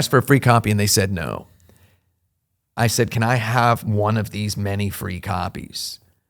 And they said, no, we're sending these to our favorite CEOs. Okay. And I'm like, this guy's the CEO of like a textile company. Like, he's not going to play this. We're sending these to our favorite CEOs. And I'm like, okay. I guess you just got to be a CEO. Yeah. You're the CEO of Action Button Entertainment. I got a suit. I'm former CEO of a dissolved LLC. It's true. We're dissolved. I'll resolve it later. Action Button Inc., baby. We're going straight for Inc. We're developing our video game Truckhead completely independently. We have no external funding. We're making it in our spare time. How much player choices are going to be in Truckhack? A lot. I don't want to talk about it in too much detail, but not none. Let me tell you. Okay. Not none. All right. I'm a big fan of games that ask you to make a choice very early. I mean, like Kingdom Hearts, for example. Gamers are very particular about what it means to make a choice. Like, there's this tag on Steam called "The Choices Matter." Choices matter. Which Warren Spector's favorite. His Right. play style matters, but yeah, that's his. what is and isn't a choice that matters is kind of an ineffable thing to describe. They should let Sid Meier and only Sid Meier tag games with interesting choices. He did invent it. That's his phrase. Only he's allowed to do it. I mean, I bring it up because LA Noire came out in like 2011, right? Yeah. 2011, and that was like the same year that like BioShock. Well, was it 2010? I generally don't remember. 2011. What? BioShock Infinite was 2011. Infinite was 2013. BioShock was You're right, 2007. right. Same year as Call of Duty Modern Warfare. Call of Duty 4 I've been sitting Modern here Warfare. for hours. All right. Anyway, Yeah. I bring all that stuff up because LA Noire is kind of in the middle of this era Yes. where video game designers and writers of a larger budget variety were very obsessed with the idea of what it meant to make choices in a video game. Like you have the little sisters in BioShock. You have That's such a horrible choice. Kill the little girl. You've got the Mass Effect. Get a buff that doesn't really matter. You've got your Mass Effects and your Infamouses with your red evil choice and your blue good choice. Yeah. Right? Renegade and Paragon. Uh-huh. You've got Fable where there's like a beggar going, please give me a gold, sir. And you can say, no. You can say, here you go. Good fortune to you. Or you can say, die, fool. And then if you give him the $1, he later becomes a bandit lord who has murdered millions of people, and Peter Molyneux just blew your mind, right? It's like, wow, I never considered. Yeah, we were. It was a kind of. It was slim pickings at the Cheap Trick factory around the time L.A. Noire came out. The cheap tricks had just about all done been spent up by all sorts of hooligans and charlatans, Ken Levine and whatnot. Mr. Levine, not Sheldon the Machine Levine, but Mr. Levine. But So where does LA Noire fit into all of this as a vehicle for player choice? I know a lot of gamers. So gamers have been jazzed for a long time about a couple of things. One is choices, and the other is destructible terrain. And often these things overlap. Very often a AAA game comes out and gamers is irate. These are the guys who would kill me if I revealed I could read, which I can't, by the way, if you're watching. Gamers is irate that there's not as much destructible terrain as the developer had let on in this one sentence of this one interview from 8 years ago. It's always destructible terrain. They care about this. So choices, they care about player choices. And the most prolific choice-packed video games are the Grand Theft Auto games, where you can choose to mow down pedestrians. You can choose to shoot cops. You can choose to hole yourself up with a rocket launcher on a rooftop, right? You can choose all of this stuff. Like, that's player choice. You can choose to be violent. You can choose to be crazy, right? That's... sort of like the Postal philosophy. Yeah. But L.A. Noire was... a lot of people were disappointed for a lot of reasons with L.A. Noire, much like a lot of people were disappointed for a lot of reasons about my video. All part of the plan. I'm joking, or am I? I'm not joking, but I am joking. I'm like a little bit, unless that bothers you and you want to See kill how me he because of refuses it. to make a choice? Yeah, I can't make the choice. But a lot of gamers were upset that L.A. Noire didn't have a lot of choices. You mess up. Okay, the number one thing my friends, who were all literate movie people, the number one thing my friends disliked about L.A. Noire on the Xbox 360, we all played it on the Xbox 360. The number one thing my friends disliked was you can mess the case up and you still win. You still go to the next case. You mess the case up and you're okay. Kind of makes you feel like you're like in a little baby chair. Yeah. You know? And I'm like, well, what do you want? You want to mess the case up and Cole Phelps gets demoted and you're doing... And I'm like, you want, like, Cole Phelps now has to give out parking tickets you have to play a parking ticket mini game for an hour in order to get promoted back to the detective desk. And, instantly all of my friends hear this and go, yeah, dude. And I'm like, okay. Gamers are just grasping at straws about this, right? They're grasping at straws about their criticism of the game. Maybe you could like game over if you mess it up and you start from the beginning of the game. You can game over in the cases and they would just walk you back and they will make sure you get it. There are parts in cases, there are some very exciting parts in cases where if you get the question wrong, you have to do something else. And they add a little thing. They add to the game if you mess up. And if you do it correctly, it's still cinematic and expressive and immersive and exciting and interesting and well acted and well written. Very good dialogue throughout the game, by the way.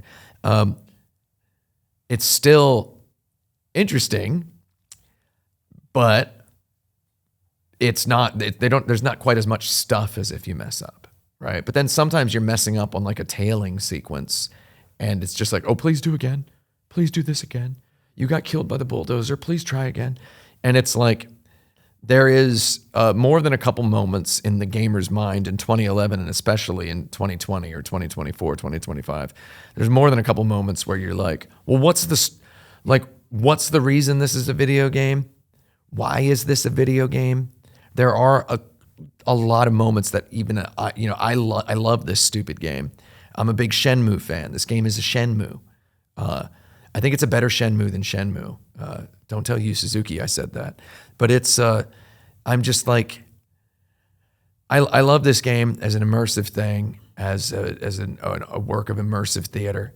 I think it's fun to walk around in it. And I think it's fun to just listen to the NPCs say the same 3 or 4 things over and over again. It's fun to go into the buildings they don't tell you you can go into. You can go into Union Station. There's nothing in the game takes place there. You can go into so many diners and restaurants and press a button to sit at a table. And the customers do repeatedly say the same thing. I'm not sure if I want the tuna fish or the chicken.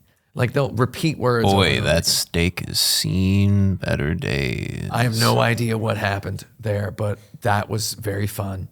Very fun. And I thought I'm going to use that whole thing. And then I did. And I love it. Boy, that steak has seen better days. She's inside my computer now. Boy, she's on the cooler. Steak has seen better days. She's on the cooler, and my dog occasionally walks up to stare at her and then bark. And I love it. She's just going inside my computer on the cooler monitor. Boy, that steak has seen better days. Boy, that steak has seen better days. Boy, that steak has seen better days. And I mean, I love her cigarette posture. She's just holding the cigarette like this. like it disgusts her. Like she's holding a rat that she just caught. Are you drunk, mister, or are you just cracked? We had to like rip through the game was the project file for the game, the game, not the review. It was very weird. We, data mined it, of course, to get all this stuff. But it's like, there were some sound effects that were classed as voices. There were some voices that were classed as music. There was some music that was classed as sound effects. There were some stings that were classed as flourishes. And it's like, I learned more about where all the sound effects are in the LA Noire project than than maybe even the sound designer ever did. And it's, the sound design of the video it took me about 3 months to mix all the sound. And somebody's, that probably makes somebody mad to hear that, but it was a lot of work, and I really, really like the way it sounds. I think it sounds great. Yeah. Can I hit you with a total non sequitur? Total non sequitur, TNS, let's do it. The Cole Phelps doubt face meme. Yeah. So I mentioned I was doing a review of LA Noire. I mentioned it in the Tokimeki Memorial video, and a few weeks after the Tokimeki Memorial video came out, someone messaged me saying, I see you're going to do a video about LA Noire. I hope you'll do a deep dive into the Cole Phelps doubt face meme phenomenon. Exact words.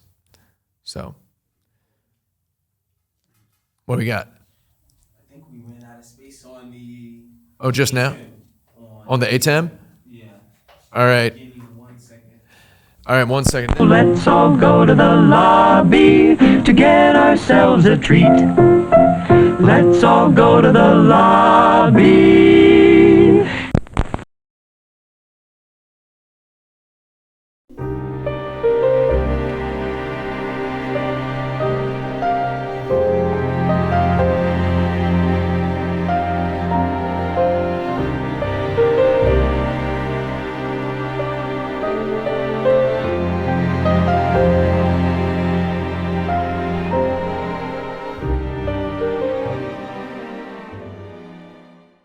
Hello, we're back in 1080p. Once more, thank you so much for tuning back into the program. So I was, when we got cut off, I was talking about these military cutscenes. Right, the horrible filter on top. Yeah, there's like this crazy filter that makes it look like everything's underwater, which I suppose serves to communicate to you that these are not happy memories, even when they're just of casual-ish conversations. There's always pressure and whatever. But the thing that blew my mind the most in editing was how short the cuts are. Like there are cuts that are like 12 frames at 60 FPS, like a fifth of a second. There has never been a World War II movie. So if they were going for anything resembling like old film, old cinematic authenticity, there has never been a war movie that was edited anywhere near like that. There were no movies in the 40s or 50s that were, the editing was just so chaotic and insane. And I had this little theory that they threw the filter on top of all the pre-rendered cutscenes like at the very end, because they realized they were going to be competing with, I don't know, Call of Duty or whatever in terms of graphical quality, and they weren't as confident in the visuals of the Army stuff as they were in the visuals of the the era authentic LA stuff. Like, I don't know what it was. And I keep saying Army, but I mean, it's Marines, obviously. Marines. But yeah, those scenes were so crazy. Whenever I needed a cut of something military related, I struggled to fill time because the average shot was less than half a second long. And you use that sort of like flute-ish sound effect every time oh my God, go back to them. Yeah, the flourish. I was that's the shakuhachi sting. I was adding that every time the war was mentioned, and it was just so funny to me to have that in the mix. Right. That was something I did like the last week of editing the video. So I went in and I threw the flute. I did like a rewatch where I was adding just a few effects, one of which was the shakuhachi, which I just found so funny every time. It was just so comical every single time to use that. You want to hold the camera? Absolutely. Holding the camera is fun. Sure is. Here we are on the beautiful Upper West Side. This is not Morningside Park, Riverside Park is where we're at. Well, now you've gone and spoiled it for those who were going to figure it out themselves. If you figured it out before this, congratulations to you. Accept your congratulations. Call your prize by dialing the number mentioned in the video. Yeah. Collect your prize. Do call that number, yes. So, what other questions you got? What do we got? So I think what I wanted to figure out more than anything else was, is there anything that people hadn't really caught on to in the video? Like, there's a lot of layers under which you're talking about stuff. Yes. Is there a lot of what things in particular have people like not caught onto that you want to put them onto, or sort of like man. wish that they had? Well, any answer I can think of to this would be really annoying for the listener, but I'll go with the most annoying one, which is that there's like 6 or 7 things that I'm honestly extremely shocked. I feel like the people who like the video the most have already watched it. I feel like there's going to be a lot of people later. There's going to be a lot of people who are pretending they always liked it from the very beginning, which amuses me. And you know what? Those are some of my favorite people in the world. But I'm surprised the most dedicated people didn't bring up this particular cluster of things that will be extremely obvious when you watch the next couple of videos. So that's especially, I mean, not the, well, a lot. I feel like you're kind of seeding a reinterpretation of the second season as you go. You're kind of laying the groundwork for it to be recontextualized. Like you refuse to divulge who the player is. Yes. It's so tricky, and I hate being mysterious. Or do I? I think you love it, actually. I don't believe you for a moment when you say that. But I feel like a lot of the questions that nobody has asked, and I mean, you know, it's kind of cool that nobody asked the question that will be answered in a future video, and then when it's answered, people will go back, right? I don't know. It's cool that people, I kind of wish somebody had said something. Right. But they haven't yet. So in other words, again. Yeah, said something about what? Put us on. I can't do it, but I'll just say this, you know, and again, Give us something. I never tell people to watch my videos. I never tell people to like them or to comment or to subscribe or anything. But I just want to let the viewership at large know, especially you, the Patreon backers.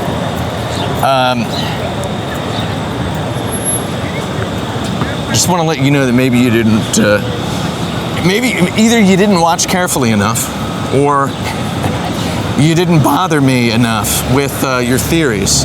So if you have any theories about anything at all, really, feel free to let me know. Dial me up. I'm Action Button on Discord. I'm Action Button on Discord. That's me. Dial me up. I might not reply to you right away or even at all, but for a particular feature, aspect of one of the next 6 videos. I won't even say one of the next 6. Like a video, like 5 videos from now. It really impressions people have of this video between this video and the next video are somewhat important to me.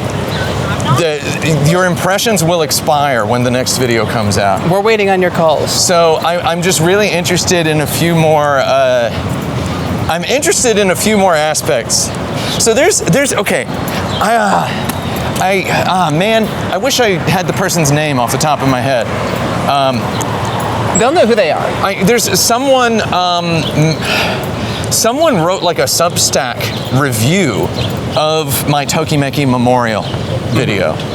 After the video came out, like a year later, they wrote a really, really long dissection of it, like a critique style review, and it was. It was full of glowing praise. So obviously I enjoyed it, but this.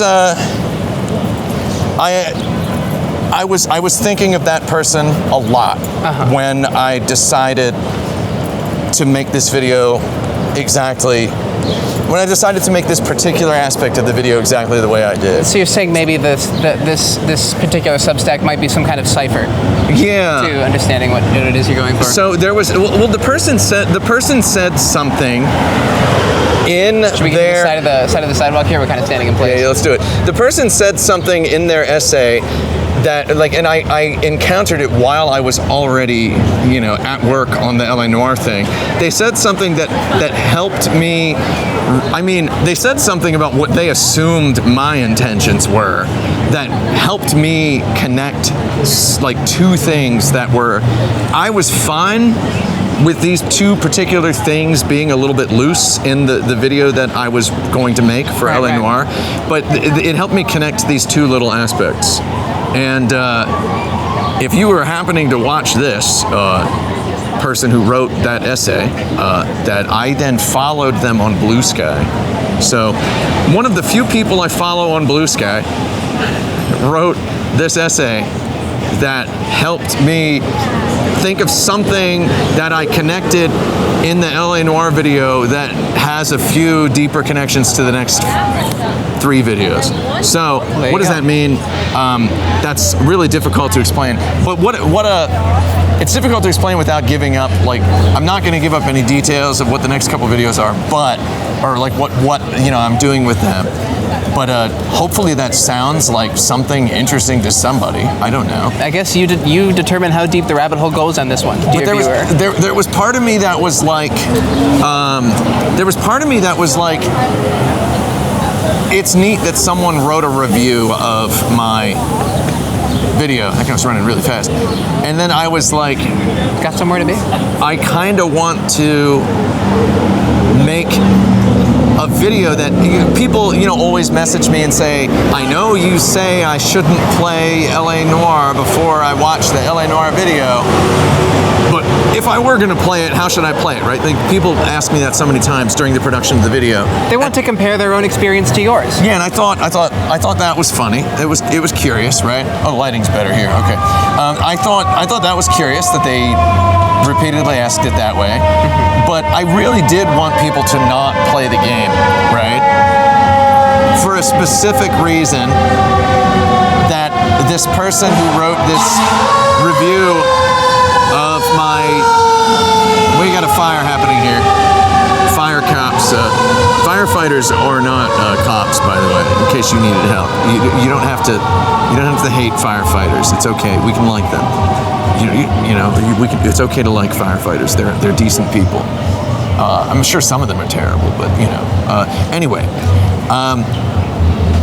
I was so interested in the fact that someone had written a review of my review, right? Mm-hmm. This person who had not played the game, but they were able to review my review without having engaged with the game. And part of me, and this isn't this is not the epiphany, but part of me was like, what if I made a video? What if I did a review of a game that sufficed as the reference material for someone else wanting to review the game, right? what if I made a review that was, I already made a review that was like a choose your own review for Cyberpunk. What if I made a write your own review, right? And that was like a little idea, like a kernel of an idea that I had. Again, that's not the major epiphany that I had from reading this essay, but I was like, what if it was a write your own review, where a person can write a review of LA Noire in their own voice, full of their own opinions, without having actually played it. Can we do that? Right? I remember around the time Uncharted 1 or not, when Uncharted 2 was out, I saw a couple think pieces that were like, my girlfriend doesn't like video games, but she has lots of opinions about Uncharted 2 because she watched she watched me play the whole game. Uncharted 2 was a big girlfriend moment in video game history. That was one of my first big like AAA console games that I was like there day one for. I was like Uncharted 2. I was like, oh my gosh. Because Uncharted 1 was. How did you find Uncharted 1? Well, my friend had a PS3, and I had just gotten a PS3, and he brought it over for us to play and for me to check it out. And I was like, oh, this game's pretty cool. So you got gatewayed into Uncharted 1, and then you were day one for Uncharted 2. That's correct. Interesting. Okay, that's correct. so and that's about the time that I started like really being into AAA console games. So this is like specifically Uncharted 2. There's another Easter egg you can look for. There's a lot of I replayed Uncharted 2 several times while making this LA Noire video. What does that mean? Like, you figure it out, right? Steve Spiro's voice, you figure it out. I guess it has something to do with the jokes about Cole's grip strength when he like falls off. That's part of it. Yeah, that's part of it. But there's a lot of Uncharted 2 in that video, and yeah. So it's like I just remember a think piece that was like. Someone talking about their girlfriend watching them play Uncharted 1 and 2 and loving it, and how you don't need to actually play games anymore to be a gamer. I wouldn't hesitate to call my girlfriend a gamer, this guy had said, right? And I'm like, you know what? He's got a point. I mean, you talk about this a little bit in the post show, where you're talking about how you met like 4 different people who all said it was that they'd only played LA Noire. It's so strange. It's so strange. I love it so much. I mean, it's the. I'll send you the link to the Instagram profiles of the models, but don't put them on blast in the video. But I'll just, for curiosity's sake. Dare. We'll go in here. Dare. We're gonna go into this blue bottle and we're gonna get 2 coffees, and you're not coming. Yeah, you can't come with us. I will show you the Instagram models on my phone while we're in there. Make sure to remind me. But so that was like this little idea I had. That the idea is fermenting. The idea for the write your own review.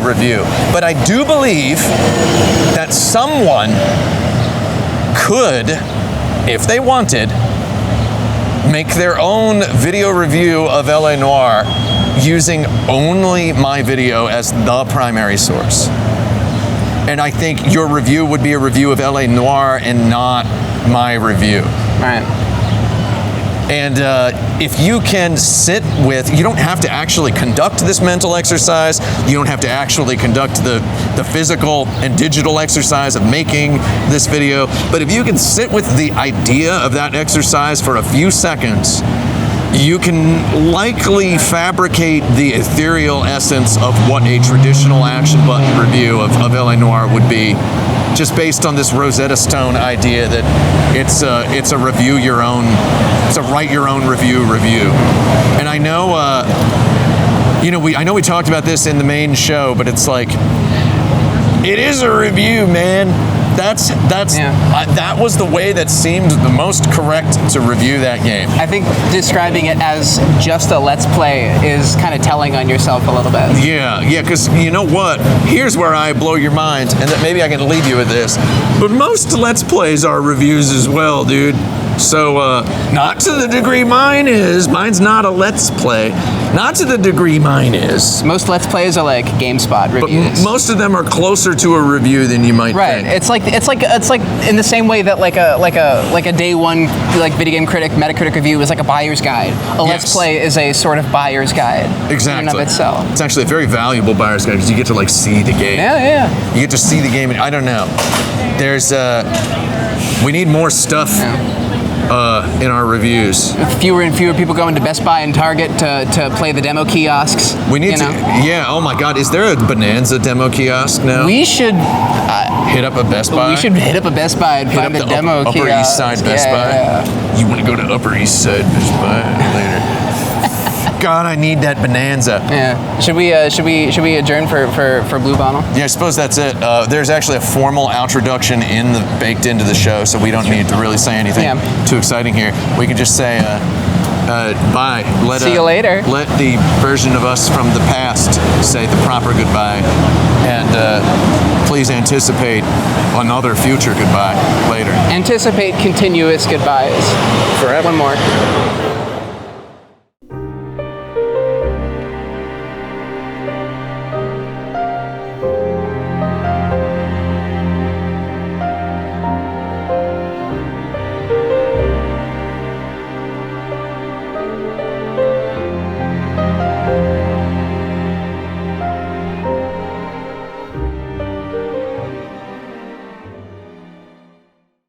Oh, that rules. Oh, We we're good? back? Are we recording? All right. Did we miss anything from the last time? Oh, so Cole Phelps doubt phase. Yeah, that's right. We were talking about the Cole Phelps stuff phase. Yeah. So I Welcome back to the program. Yeah, we're back after a brief break. I mentioned that I was going to review LA Noire at the end of my Tokimeki Memorial video. I mentioned I was going to review LA Noire, and 2 weeks after the Tokimeki Memorial video came out, I received an email from a person saying, I hear you're going to do a video about LA Noire. I do hope you plan on doing a deep dive into the Cole Phelps doubt face meme phenomenon. Exact words. So I saw that and thought, this person's going to kill me. Like literally. Not even because of this, but I don't know if I did that, but I did use the doubt face. I used it. It was in there. I used it. I used it for a nice rotoscope that was really smooth. Oh, also, when I do the rotoscope, anytime you see a person on screen in the LA Noire video and the background is blurred out with like some shallow depth of field effect, I did that. That's a rotoscope. I did that. I added that because I thought it made it look better. That's by hand. Yeah, sometimes I did just a basic mask, Right. but usually it was this full-blown roto. And that's my problem. So, what's yours? Oh, my problem, something that I've been thinking about, and Yeah. there was an author named Herman Melville. Oh, good old Mel boy. He said that if you put a man down, you ask him to walk, he's gonna pick the direction that takes him fastest towards a body of water. Yes. Why do you think that is? Because it speaks to us, the call of the sea, I suppose. Sure. The call of the sea. As you can see, Sure. no one has asked, except one person. You use it in both this and the Tokimeki review. You mention it in both of those. It's true. I've got something planned for that. Don't worry. I can tell. But only one person noticed it, but they noticed it in a way that's sort of, again, if I sound like I'm annoyed, just count yourself lucky you've not seen my inbox. Someone mentioned it in a way that kind of annoyed me, which was, they said, hey, I think you left a layer on your thumbnail. Which, the blue of the water in the swimming pool. And I'm just like, oh, no, I didn't leave a layer on. The water. It's water. I want water in the thumbnail. I want water. How do you even... No disrespect to this person. How do you... Never mind. You know what? Never mind. Best not to think too much about it. I made this thumbnail in DaVinci Resolve, by the way. No Photoshop. I'm off Photoshop now. I use DaVinci Resolve for all my photo editing, and I think it's better. This is a pro I DaVinci made Resolve this podcast. in DaVinci Resolve, And it took like 5 minutes.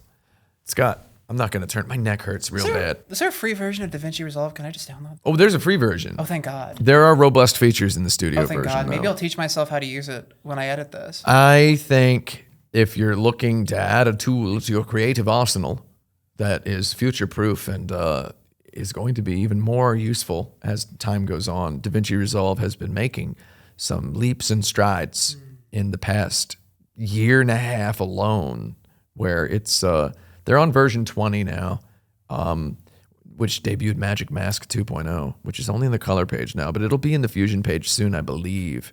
And yeah, I'm using Resolve for all the next couple videos, and I'm in there all day, every day, and I just like it. It's a friendly environment for me. I'm just now realizing that I said you mentioned the Herman Melville quote in the Tokimeki review, but you actually mentioned it in the Boku review. Yes, that yes. was the season 2. Yeah. Sorry. Tokimeki. I hear a Japanese word. I don't actually speak Japanese. I just pretend, which was enough to get me a highfalutin suit wearing job. Maybe at one of the Sony Computer longest cons Entertainment. I've ever heard of in my life. That you could have kept going. You could have just kept, Man, you could have died, and nobody would have known that you actually did not know. I don't want to stray too much from the topic here, but like a couple weeks ago, I received a message from a guy who said, "My friend told me that you don't actually speak Japanese and you've been pretending all this time. Is that true?" And I was like, we literally live in a world now where you believe something because a guy said it, a guy with no inside information and no perspective. And I mean, he doesn't even have a name in this conversation. You're just going to believe this guy? Like, come on, fella. Chip me a $3 and listen to this roast of you, my friend. You're dirt. Thank you. What were you saying? Baba Booey. Baba Booey. Howard Stern, noted TLM 103 user, as Randolph Hudson informed me. Howard Stern uses a TLM 103. And I was like, okay, I'll try it, I guess. That wasn't what tipped me over. What tipped me over was the notion that the U87 was being used at the moment. But anyway, what are we talking about? Well, I was actually going to move over to Where some am I? viewer questions. Oh my God, viewer questions. From the Action Button Goblin Bunker. Oh, yes. Which you're certainly familiar Discord.gg/actionbutton. That's correct. The That's very same, actually- which you may or may not be familiar with. It's one of the best Discord servers, I think, in existence. A we millionaire YouTuber asked me, "Why is your Discord server so good?" And I said, "Because I don't think of it as mine." You should have told him Rich it's boy. because I'm there. It's because Becky Goop is a maven. And then his head would have set on fire. Okay, what are these viewer questions? So These we have VQs? one- I just want to say I have very little patience for viewer questions. I don't answer to the viewer. Okay, so we're going to have to do these fast. Okay. I don't answer to the viewer. Certainly. At once, sir. I'm mad as heck, and I'm not going to take any more of your stuff. So we have a number of questions, but one in particular which I'm going to focus on here from Discord user Ivy Ruth. Does there exist a more perfect American city for setting a noir than Los Angeles? No, because Los Angeles has this downtown that looks like Blade Runner. No, okay. I mean, it does though. It's literally they shot Blade Runner in downtown Los Angeles. It's got hills, it's got mountains, it's got weird smoke, it's got fires, it's got little bars, it's got tiki joints. It's all spread out, so it has like a city like New York doesn't have the goddamn geography for a long, slow, contemplative, self-loathing drive, the likes of which You got to go upstate to do that. a Raymond Chandler protagonist named Philip Marlowe would experience while on his way to a remote beach to accompany a man who's about to be murdered or whatever, right? I feel like it is the weirdest city in America. You get really entrenched in your David Lynch lore and such, and it's really easy if you go hang out in LA for a couple of months.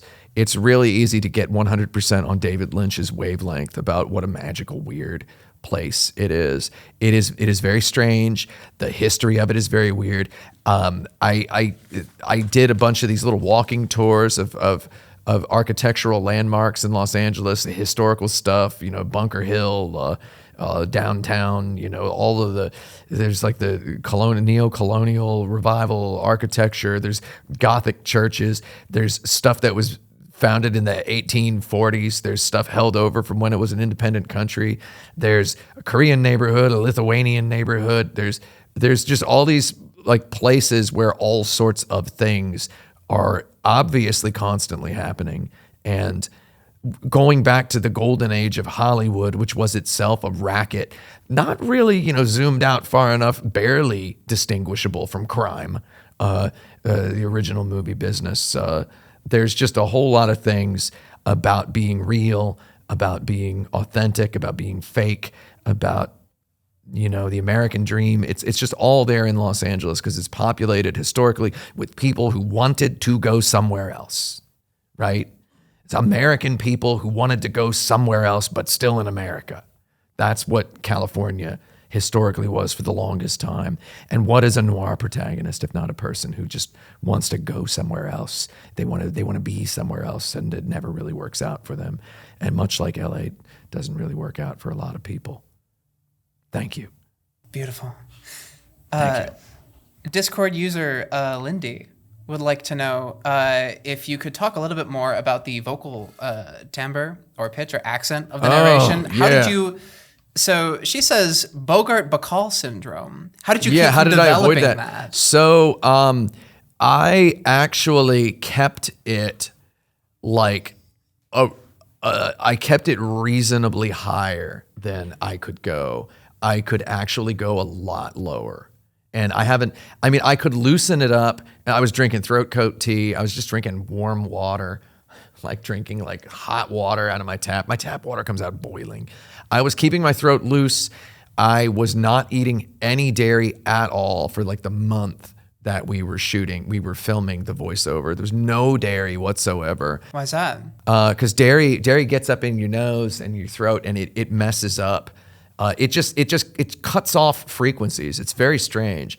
Interesting. Like somebody who's a professional voice person could, I guess I kind of accidentally became for a moment in my own employ a professional voice person, but like somebody who's more, knows more about this could tell you it's hard.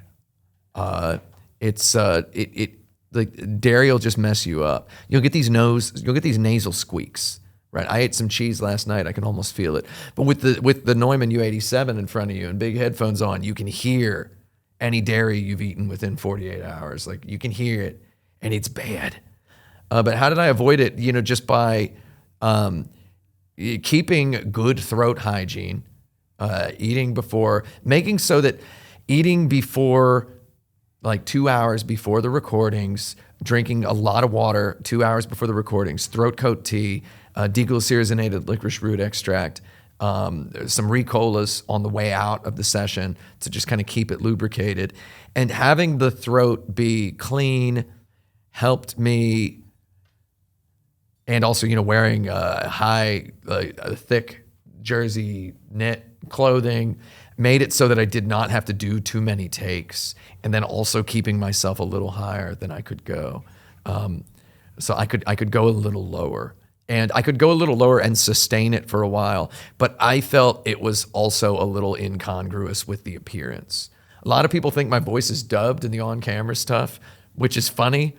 If I would have gone lower, everyone would have thought it was dubs. They would have thought I got a man to come in and ADR my audio perfectly. But I can go pretty low, and I'm not going to do it for you here because again, it takes stretching exercises. But I think by doing all that and by making sure I used the time in the studio as well as possible, I think I was able to avoid any sort of permanent damage. My throat's messed up now because I streamed for 4 hours last night and I'm thirsty and I'm hungry. So that's why. That'll do it. If my voice sounds messed up, that's why. Okay, leave me alone. It can be rich and smooth, my friend, but not now. Not now. Not after however many hours we've been at this. Okay, what else? What else? All right. Questions. So the user, the Beige Knight, wants to know. I know that guy. How the intense wobbly sound that comes up when you're looking at a clue sometimes. Like, what's up with that? It's apparently it sounds really good in a surrounds. That is in the game. But I got Krista Lee to it's in the game, but it's like a few milliseconds long, and it's looping. And I got Krista Lee to make me a 30-second version of it that I could use, and I had a roll up preset that would just roll it up from zero, like -23 to 0 or whatever. So I had it rolling up, and I had it stereo panning on 2 tracks every time so that it does this surround. It's not a surround effect, but it's like a stereo effect. It sounds really insane. And I was blasting it in my loud speakers, and I was just like, God, this rules. My dogs come running and stare. Like they're just staring at the screen, which is really awesome because my baby boy, Bibbithy Babbis, he doesn't look at screens. It's only Blaster who does, but he was looking at the screen when he heard this sound, which is how you know you made a weird sound. And it's crossing like the 2 channels. It's very weirdly mixed. I had a very good time with that sound. It's almost disorienting. And I made with it how it's mixed. I made it extra loud. It's mixed too low in the game. The game has anytime you ever see raw gameplay in the video, I have it on a special track that has no effects, that's uncompressed, that's unaffected, and it didn't get hit by the side chain or anything. It's very, very clean. The game sounds like a Sopranos dream sequence. Didn't you like reconstruct the soundscape of the game with its own sound effects for Yes. a lot of the? Yeah, because I had like to that's just an important detail. I in had to just production of this. replace a lot of the audio, but I ended up like it felt like valuable job experience. Which, by the way, if you're 45 years old, just beware of any situation where you're accumulating new valuable job experience. Try to get somewhere by that time that you don't need to learn new stuff. Clock's ticking, folks. Because I'm freaking sweating it here. Like I keep encountering these situations where like, should I take a day to learn this thing? And then I'm like, no. But then the next day I do it anyway. And yeah. Something old dog, something new trick. Old dogs can learn new tricks. It's true. It's true. There's no expiration date on an old dog's trick learning mechanism. I have a detail Literally that and some figuratively. user picked up on here that I'm let's curious hear it. about.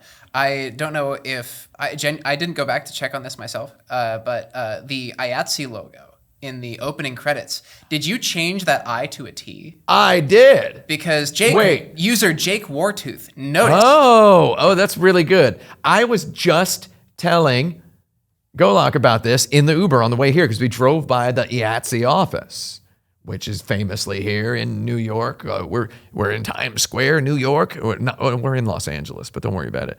We're in my detective's office in Los Angeles. It's real brick back there, by the way.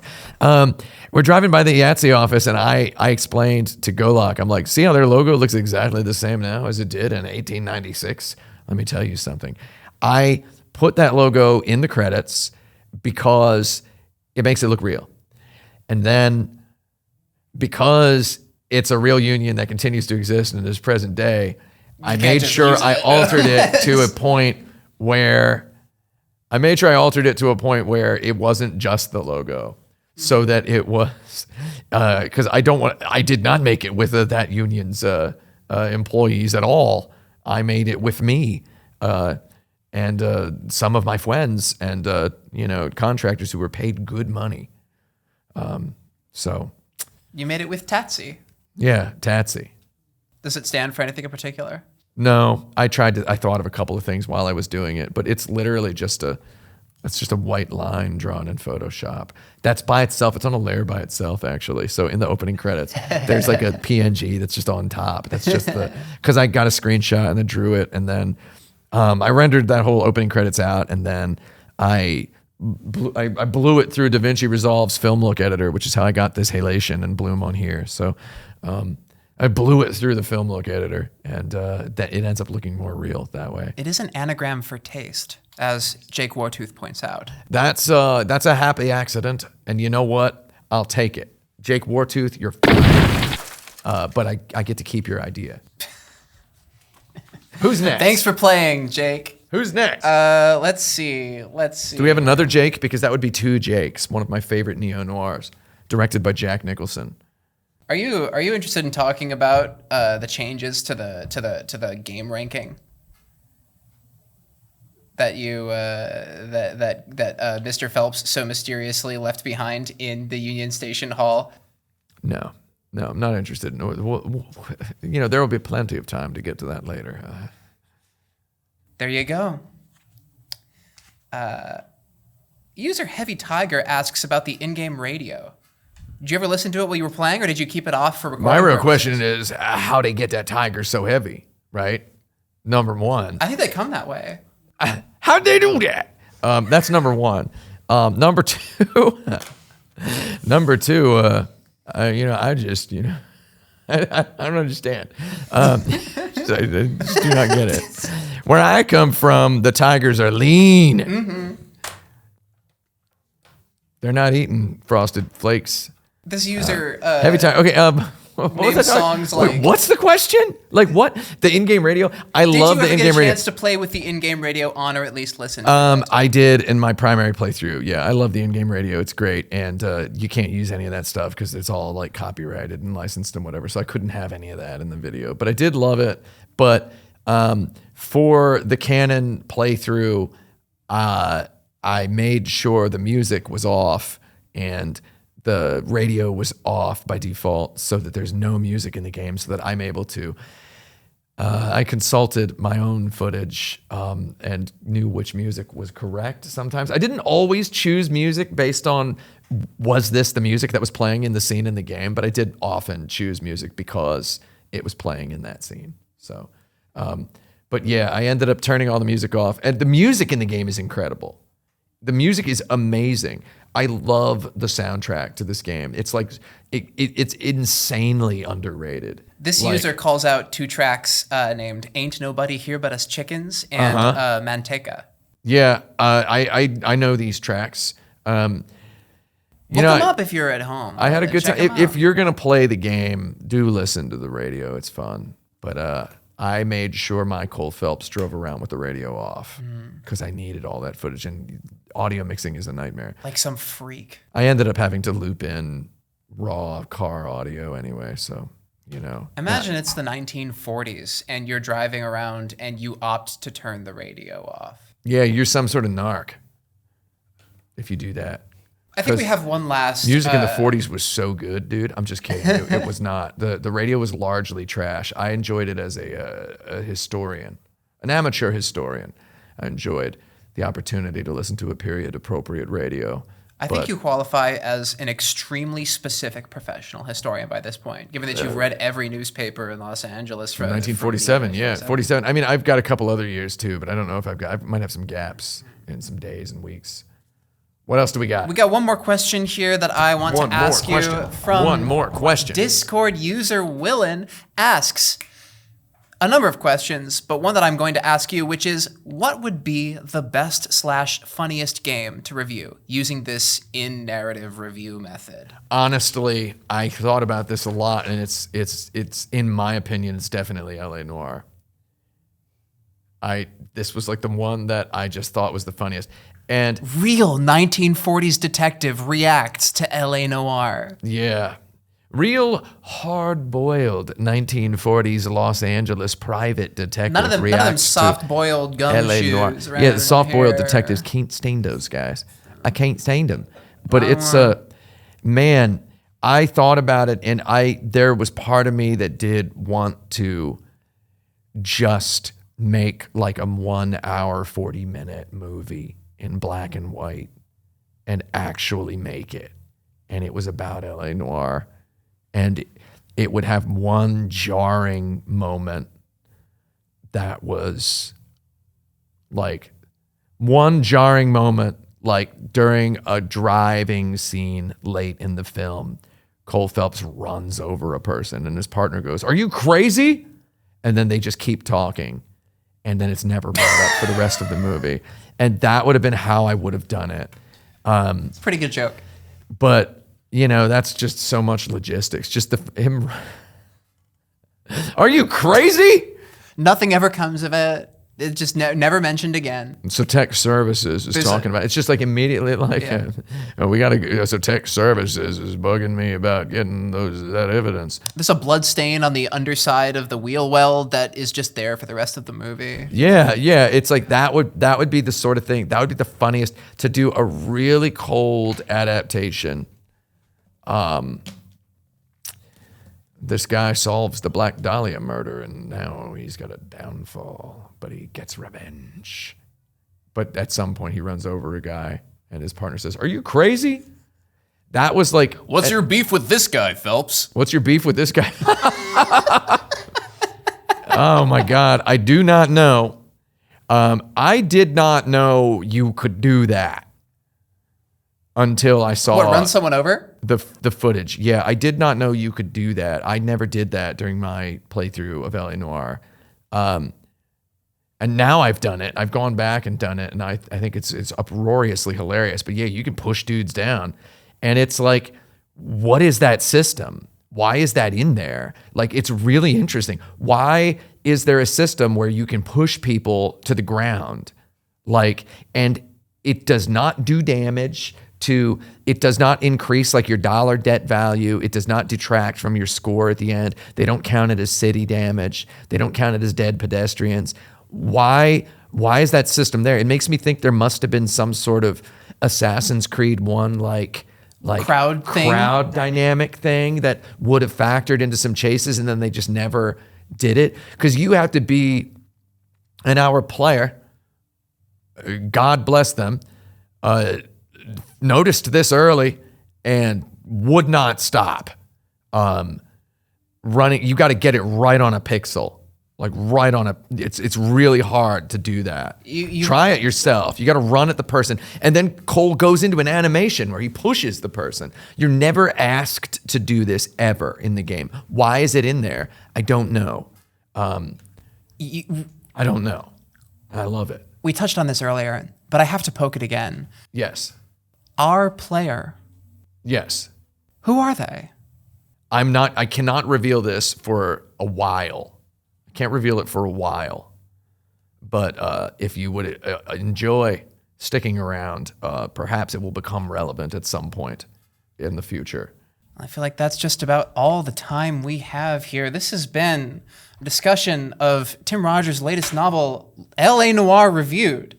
Look forward to other titles such as Meteor Over Midgar, Part 1. Oh my God. Fewer of Us Now, Labyrinths of Mars, Remember Your Beating Heart, The Ghost Eaters by Eugene Pac-Man. Yeah, it's pretty good. And Hand of Silver by C.D. Red. Yeah, in Los Angeles of 2077, utopia has failed. If you can't imagine a world where science has fully become magic, well, this book does it for you. Yeah, man, I really wrote those blurbs, didn't I? You wrote the heck out of those blurbs. This is like 20 minutes of work. Wait, are these? Hold on. Is this different from that? Yeah. Oh my God. Yeah, the blurbs are different. Only the people who receive these books will know. That's what true. The That's the inside last flap secret. says. The last few secrets of these novels will be hidden from you unless you. Is this I like this, the author blurb for Biggs, the author description. It's not bad, right? Yeah, these are visible only to people who find them and look at them in person. That's true. Is this the first time that we're revealing publicly the information that these will be available for purchase? Well, not with this cover. So this covers these are uniques in Diablo terms. Uniques, like there's two. It's either orange or purple is the highest rarity. I don't remember. I don't even know anymore. I don't play Diablo. I stopped playing Diablo the day I became the devil, if you know what I mean. You want to dance in the pale moonlight? You want to get nuts? Come on, let's get nuts. Did you know my parents were shot and killed in an alley out behind the opera? Wow, that's one night? crazy. Hey, I should probably take this away. So I was wearing nothing, a little tuxedo, and now it inspired a peculiar hobby of mine. Wait, are we done? Is that it? Can we say goodbye? Should we say goodbye? Sure. I'm not actually Batman. Don't freaking at me about being. That was a joke. Like, Lord. Like, You think come somebody on. took you seriously? Yeah. Batman is real? And he actually killed the Joker. Yeah. The Joker disappeared, and they said it was like a drug overdose. But Batman actually did that. He's the one who put the drugs in the alcohol. Thank you so much for Thank you tuning very into much. our program. I was born stupid. However, I will not die hungry. Video games forever. Action button. Smoke a good one tonight. That it? That's what it is. It could possibly be, as far as I'm concerned.